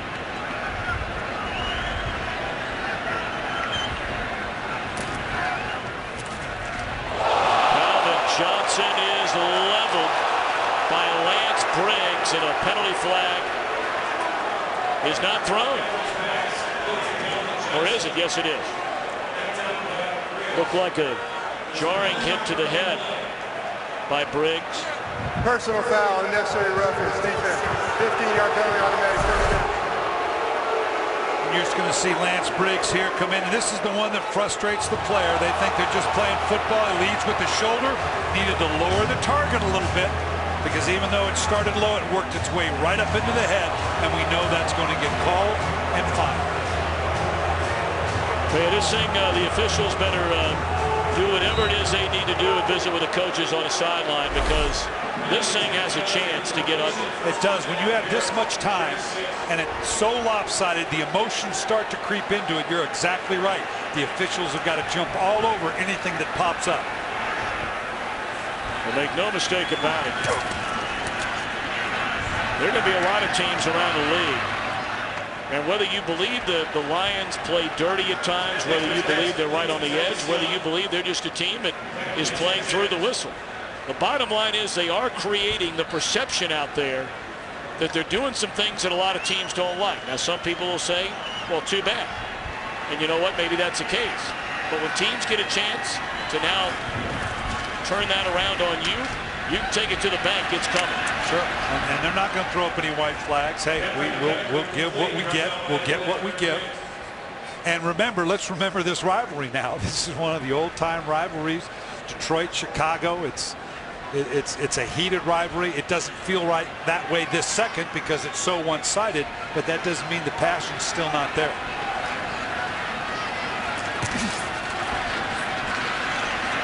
Kevin Smith again for a yard. We talked about Forte getting a breather. The same old's true for Peppers. He came in after re-aggravating that knee injury, and apparently they're looking at it again.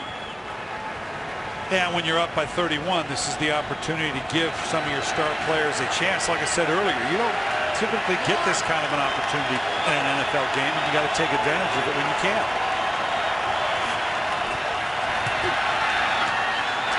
Intercepted. This time by Tim Jennings. Jennings still streaks down the sideline and is leveled out of bounds. And a penalty flag, and there's a fight on the field at the 45. And I mean bodies from both sidelines come racing out in front of the Lions bench. I mean, there are guys pushing and shoving away from the action. Charles Tillman has been buried on the sideline there at midfield. Israel Adonijah was the last one to get up from the original pile. Lance Briggs in the middle of it all.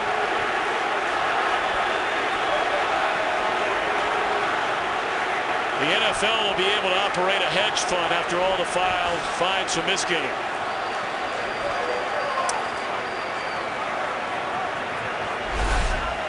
And you can see what prompted here with the interception at the end.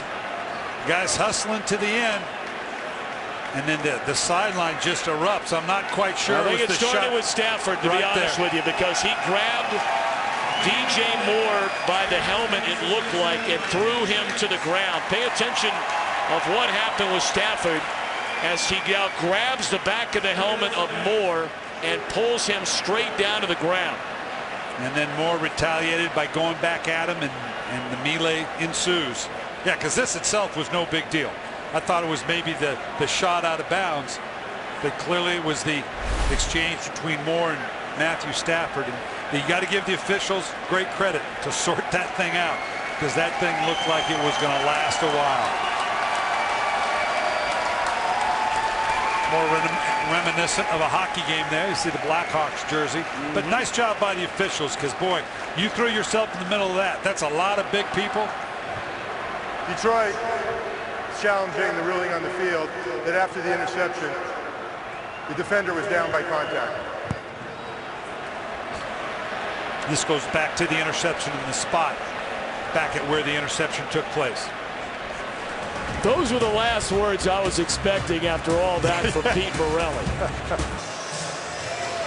I'd like to tell you about The Last Lions. Premieres on the National Geographic Channel this weekend. Check your local listings.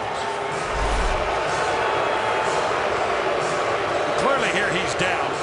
Great interception, just basically out battling for the ball. And now this is clearly going to go down, but this is where all the fun starts. Stafford, obviously the frustration showing here, the pushing and shoving. And DJ Moore going back at him, didn't like it. And now here we go. The two guys that really got locked up were Charles Tillman and Gosder's Cherilus, as it started drifting away from that pile and creating another with those two in the thick of it.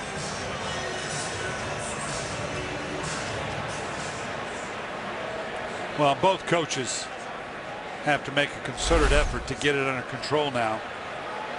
After reviewing the play, the receiver was down by contact at the 16.5-yard line. There was a personal foul on the play. Personal foul, unnecessary roughness, late hit, number 30 of the intercepting team, and he will be ejected from the game. So DJ Moore, after going after Stafford, showed you the replay of Stafford grabbing a hold of Moore and pulling him down.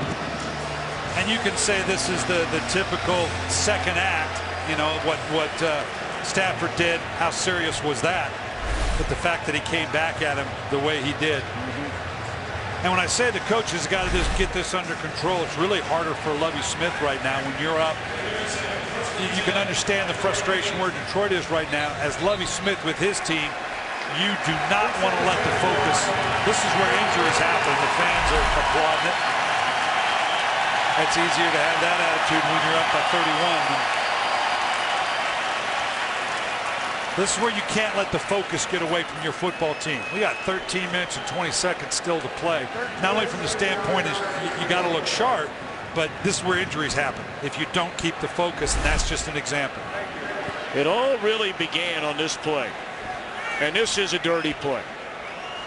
Fairly driving Cutler's right shoulder into the ground, drew a penalty flag. The very next possession, Briggs to the head of Calvin Johnson. And all of that culminating with a scrum in front of a Lions sideline a moment ago.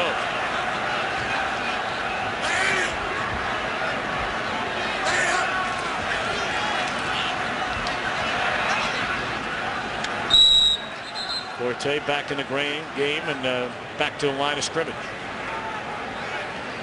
And as I said, we got better than 13 minutes, so I understand why Forte is in there. But I'd also understand if Lovie Smith just pulled him out altogether at this point. I mean, you've got the game under control. Detroit's shown no sign of their ability to come back, although they'll get in the no huddle and try to impact it as best they can.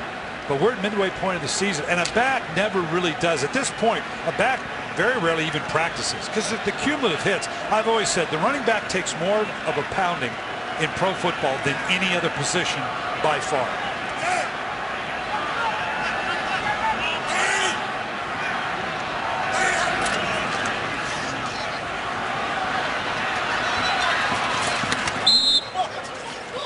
Durant drags down Forte, a loss of 2. Let's check in again with Kurt Benefit. Well, Joe Flacco has thrown a career-high 52 passes in Seattle, but this is his first touchdown. His team still trails. Ed Dixon pulls him a little closer. It's 22-17. Less than 6 minutes to go. Seahawks still trying to get the upset. Tom and Brian. Of course, Flacco had the miracle comeback against the Steelers last week in the final seconds. And brought him back the week before in a game we did at Arizona, with Arizona, who had jumped up 21 or 24-3 actually, and brought him come back from that standpoint. He's pretty good when they spread it out and get into that gun. We should see more of it. Will delay to Forte, and Chicago will punt it. You talked about getting your running back out of the game. If you're Lovie, do you think about now starting to pull Jay Cutler out of the game? You know, you can protect your quarter. I mean, if he's just going to turn around and hand off the ball, you know, I don't know that you have to do that. And you also have to keep in mind, you want to make sure you're sending the right message. No one on that sideline would question or second guess taking Matt Forte out of the game. The problem is the next guy's got to step up. You're putting more snaps at some other people. We'll see indeed if Julius Peppers goes back in the game. They were working on him. We'll see if he goes back in the defense or whether he's done for the night.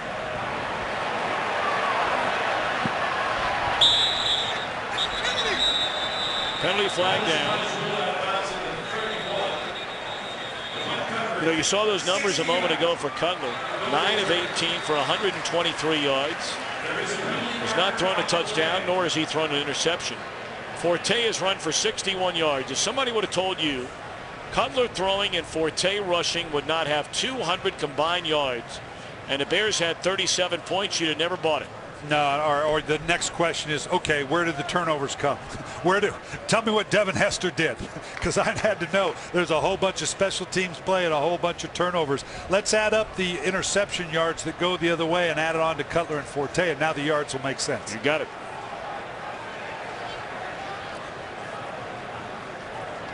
Unsportsmanlike conduct. Number 35 of the kicking team. Player went out of bounds, did not come back in a reasonable time. Detroit is elected to take the punt over, 4th down. And you're going to see the gunner out of bounds. You have got to make a reasonable attempt. That's just way too far down the field. You can't use the sideline or the paint to keep the defensive guys off you. You've got to make that effort to get back into the field of play. So with 11:08, we will punt it again.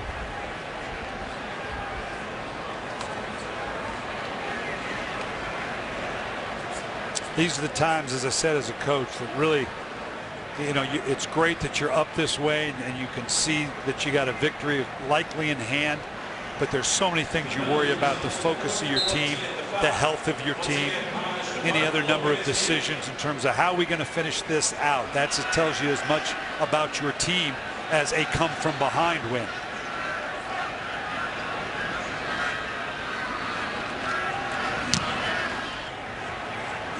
Podlesh from the end zone, and Logan at the 45, and it's dropped right there. That's by the man who committed the penalty, Zachary Bowman.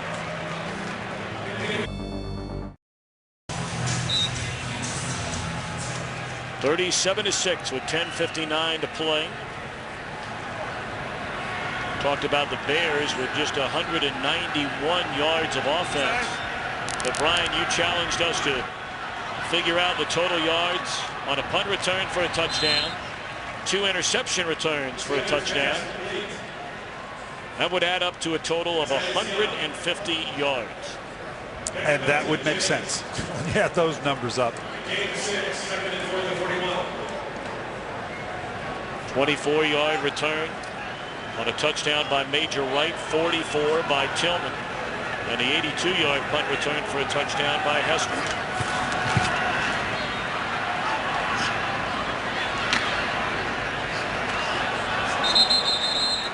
First down catch by Kevin Smith, and let's go back to L.A. and Curtin. In the 4th quarter, Eli and the Giants convert 2 4th downs. Here's their 3rd. That'll be a game ender. Swatted away, 4th and 2 inside the 10. 49ers hang on. Less than a minute to go. They're up by 7. Tom? That's Justin Smith, been around for a long time. He's batted down that pass against Smith out of the backfield to the 31-yard line. So the 49ers,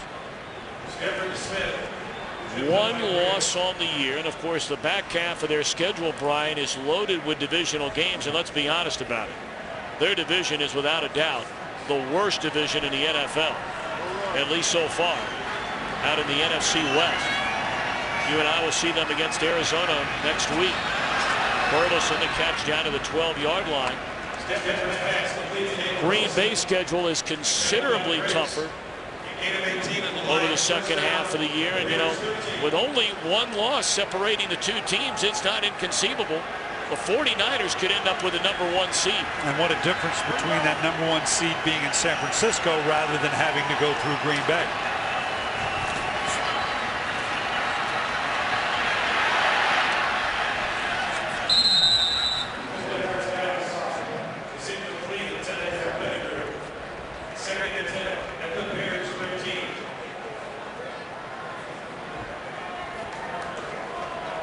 Well, this is the type of thing I was talking about. You'd like to see your defense, if I'm Lovie Smith, see my defense finish off strong here in terms of the focus. You don't want a lot of mental errors. Obviously, you're going to play loose. Obviously, they're going to make some plays.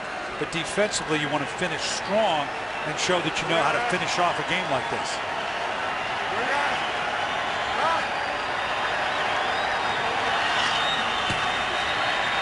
To the end zone at the fingertips of Burleson. Now, Julius Peppers is out right now, but let's go back and look at what this phenomenal athlete has done. Obviously, the impact play to start the game against Calvin Johnson, forcing the fumble. Watch the athleticism here of Peppers, chasing down Matthew Stafford. This guy is an incredible athlete, both his motor, his athleticism. He has played every defensive line position there is to play in this game, moving him around, a big key for, as I said earlier, you want to block and find, you want to double and find, but you got to find him first.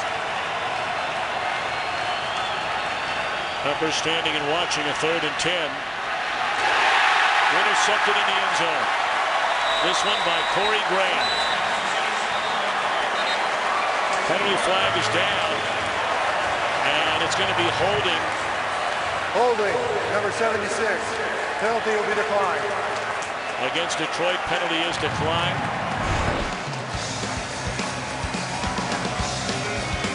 First red zone intercept.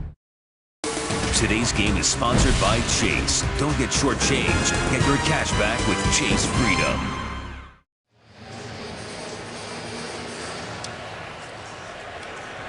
Four interceptions today thrown by Matthew Stafford. He had 4 interceptions the entire year coming into the game. And Forte is still in there. A 1-yard gain. Forte, the ball carrier. Tackled by Durant. Forte picked up a yard. 79 to the Bears 21. Well, we welcome those of you who saw the thrilling finish. 49ers and the Giants. The 49ers picking up another very, very impressive win. 6 turnovers today for Detroit, who had turned the ball over 5 times total this entire season coming into this NFC North matchup. 1 game separating these 2 teams in the standings. And it started right from the get-go. Opening possession. Stripped by Julius Peppers. Fumble Calvin Johnson. Leading to a Matt Forte touchdown. Next possession. Stripped by Tim Jennings. Recovery by Tim Jennings. Led to a field goal. So 10-0 before you caught your breath. Devin Hester, we wondered would he play after the ankle sprain on Monday night. 82-yard punt return for a touchdown. The Bears led it at the break 20-6. Detroit was still very much in this game. And they were looking for momentum to begin the second half as a 3rd down pass is incomplete. On Detroit, very first possession of the second stanza. Interception return for a touchdown by Major Wright. Next possession, interception by Charles Tillman. Return for a touchdown. And then the first red zone interception thrown all year by Stafford just a moment ago. This one corralled by Corey Graham. But what might get the most publicity on the highlight shows later tonight, and the most talk in the interview room after the game, will be some of the hits, some of the penalties, and you'll be reading about plenty of fines coming out of this game from the league office. We'll bring you up to speed on some of that took place in this game when we come back. Fox. 37-6. Chicago leading with 6:59 to go. Scheffler across the middle to the Chicago 38-yard line. No Calvin Johnson in the game right now. That interception a moment ago by Corey Graham in the end zone. It appeared as though Johnson took a couple of major hits. We'll show them to you here in a minute. Of course, he was leveled earlier in the game on that blow to the head by Lance Briggs. Now take a look in the end zone. Yeah, they just obviously collide here, but it's the driving into the ground afterwards, just a kind of smashing of heads. Nothing deliberate necessarily, but anytime we're talking about a hit to the head, now comes into play the concussion protocol that kind of leaves the coach's hands, as it should. you know, could put in jeopardy what his availability will be next week. He'll likely have to go through that protocol during practice. Written down by Roach.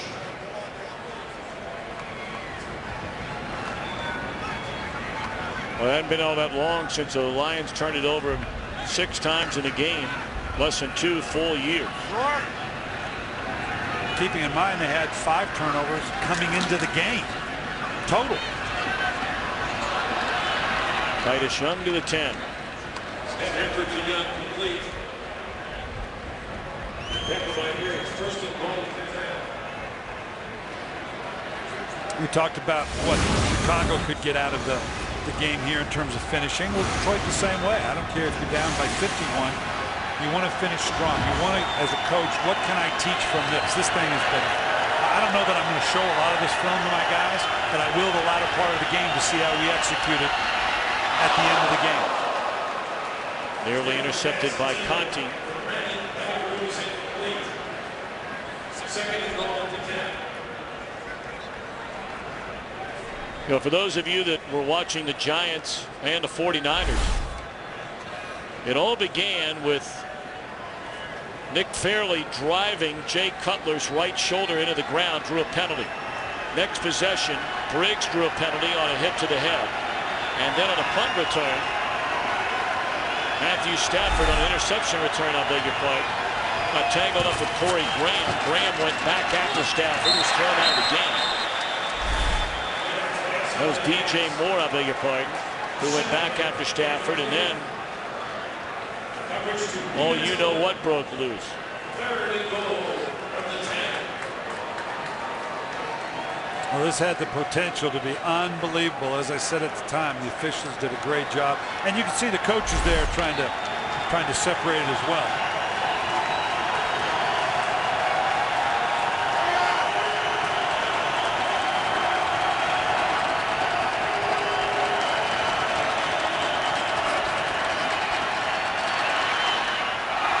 Broken up down near the goal line, 4th down.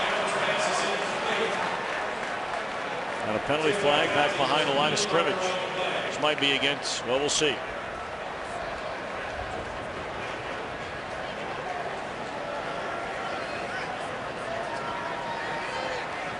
There's a lot of jawing going on down there in that field.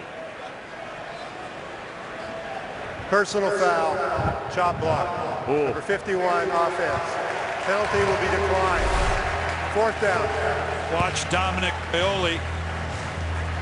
You can't, once you're engaged like this, if it's one-on-one, that's fine. But the fact that he got initially hooked up with Peterman, you can't go low like that after the contact is initially high.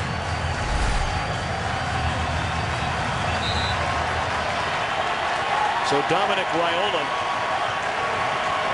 whistle for the penalty. Stafford has thrown the ball 62 times in the game. There will be a 63rd that will break the Lions record.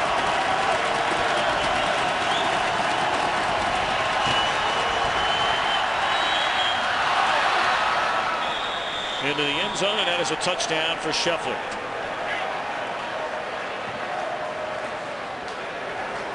Tell you what, we got 5 minutes to go, and you know, you just watch. They really got to corral what's going on down there on the field. Yeah, it's going to continue to get chippy. We've seen it. Just a nice little quick out by Scheffler. We talked earlier about his presence in the red zone. He hasn't had a lot of catches on the year coming in, but he has 3 touchdowns, now 4. Dropped another one in the end zone earlier. He's a go-to guy in the red zone, but you're exactly right. With this much time left, these teams are now chipping at one another, and the officials have got to make sure they keep it under control or something serious is going to happen. Well, Raiola had the penalty a moment ago, and then the very next play, he went after the rookie Mario Addison. Far left of your screen, 96 there on the left.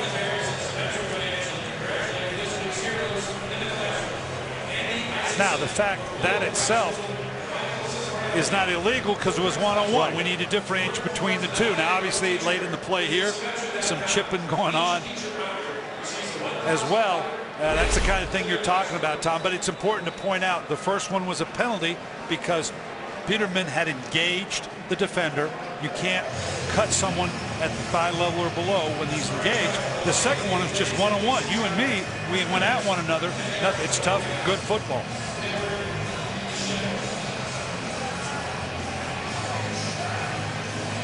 Kind of glad Julius Peters isn't in there.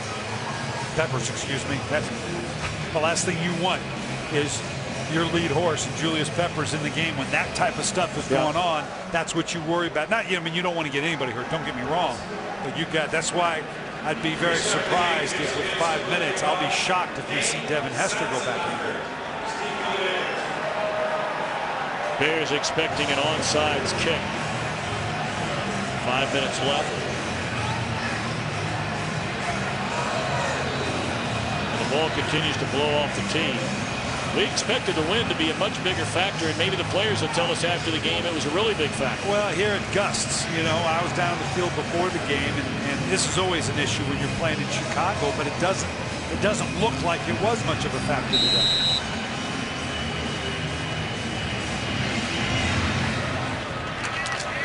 Sure-handed Johnny Knox falls it in.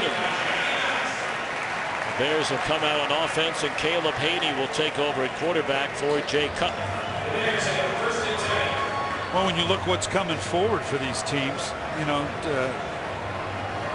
Detroit is got a little bit of a hill to climb here. They get to play Carolina, but then they got Green Bay and New Orleans. Obviously, no easy task there. Because keep in mind now, these two teams, we talked about it, they split head-to-head. But there's going to be playoff implications when it comes to the wild card spot. I don't know that anybody's going to be able to catch Green Bay.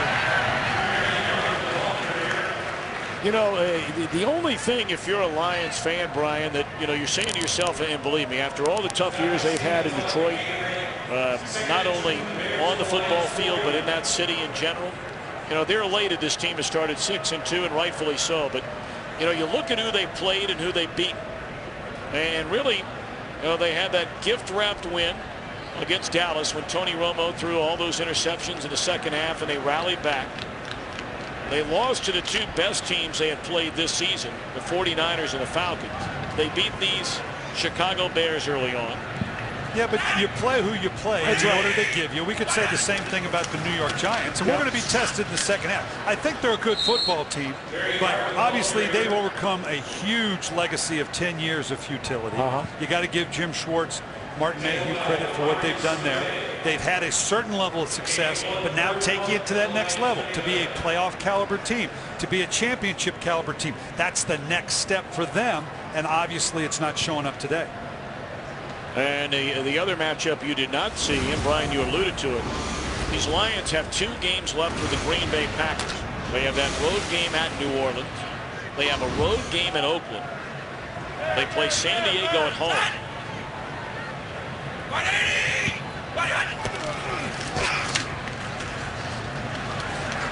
On the other side of the ledger, what about the Chicago Bears? Well, the Bears get to jump into the AFC West and go figure that one, as we look at the schedule coming up for them. They're going to go, they're going to be at home against San Diego. As you said, they then have to go to Oakland. And again, which team are you going to get? You're going to get the San Diego team that can run up the score and have a huge offensive day, or the one that now they're struggling at 4-5. Oakland's a very physical team. So as they make this run through the AFC West and then go into Seattle, or at home against Seattle, this is a fairly favorable schedule for Chicago coming up. I don't know if I've ever seen a team in all the years we've been following football, and you've been in it a lot longer than I have never seen playing an entire conference in 4 consecutive games. Yeah, that one I didn't until we just put it there. That one kind of jumped out at me as well. They're trying to, of course, push the divisional games to the back end of the schedule, which is great because when you're playing in week 16 and 17, you'd like for it to have divisional impact, wild card impact. So if not within the division, clearly within the conference. But to make a run through the AFC, of course, if I got to pick a conference to play, I'm not sure. It's either the NFC West or the AFC West. If I get to pick one to go through, that's the one I'd want up. Well, this year, maybe the AFC South. Yeah, obviously, once you get past Houston, the rest of the way, it becomes a little bit easier. Well, you got to look at Charles Tillman there a moment ago. I'm not so sure that Lovie Smith won't say after the game, as he did to Laura Oakman at halftime, that he's been our most valuable player in this win. What a job he did on Calvin Johnson in the game. And we said it earlier. He doesn't get his due. You mentioned that it's a surprise he's not been in the Pro Bowl, and I would agree with you. But it's funny when you come out of certain systems, even within the football world, you think of guys a certain way. Well, okay, Chicago is a Tampa 2 team. Well, they're not really. They play a lot more off coverage than anybody else. But this guy we've seen, they've taken him and put him on their best player, Calvin Johnson. Well, we're all the way down to the 2-minute warning. They were doing flips in Chicago before this one ever got started. They've been flipping ever since about the play of their beloved Bears. Today's game is Final 2 minutes from Soldier Field, and Caleb Haney going to pitch it to Marion Barber. Bears just going to run out the clock to celebrate their 4th consecutive win coming up. Our football coverage does not end when the games are over. The OT.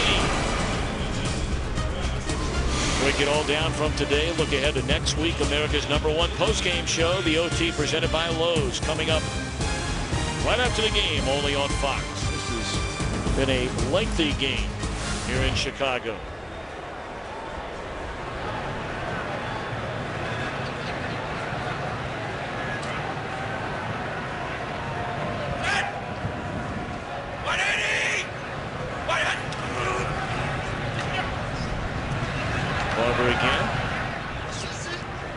So let's go ahead and put this one in the win column for Chicago. The teams will split the season series after Detroit won the first game back in week 5.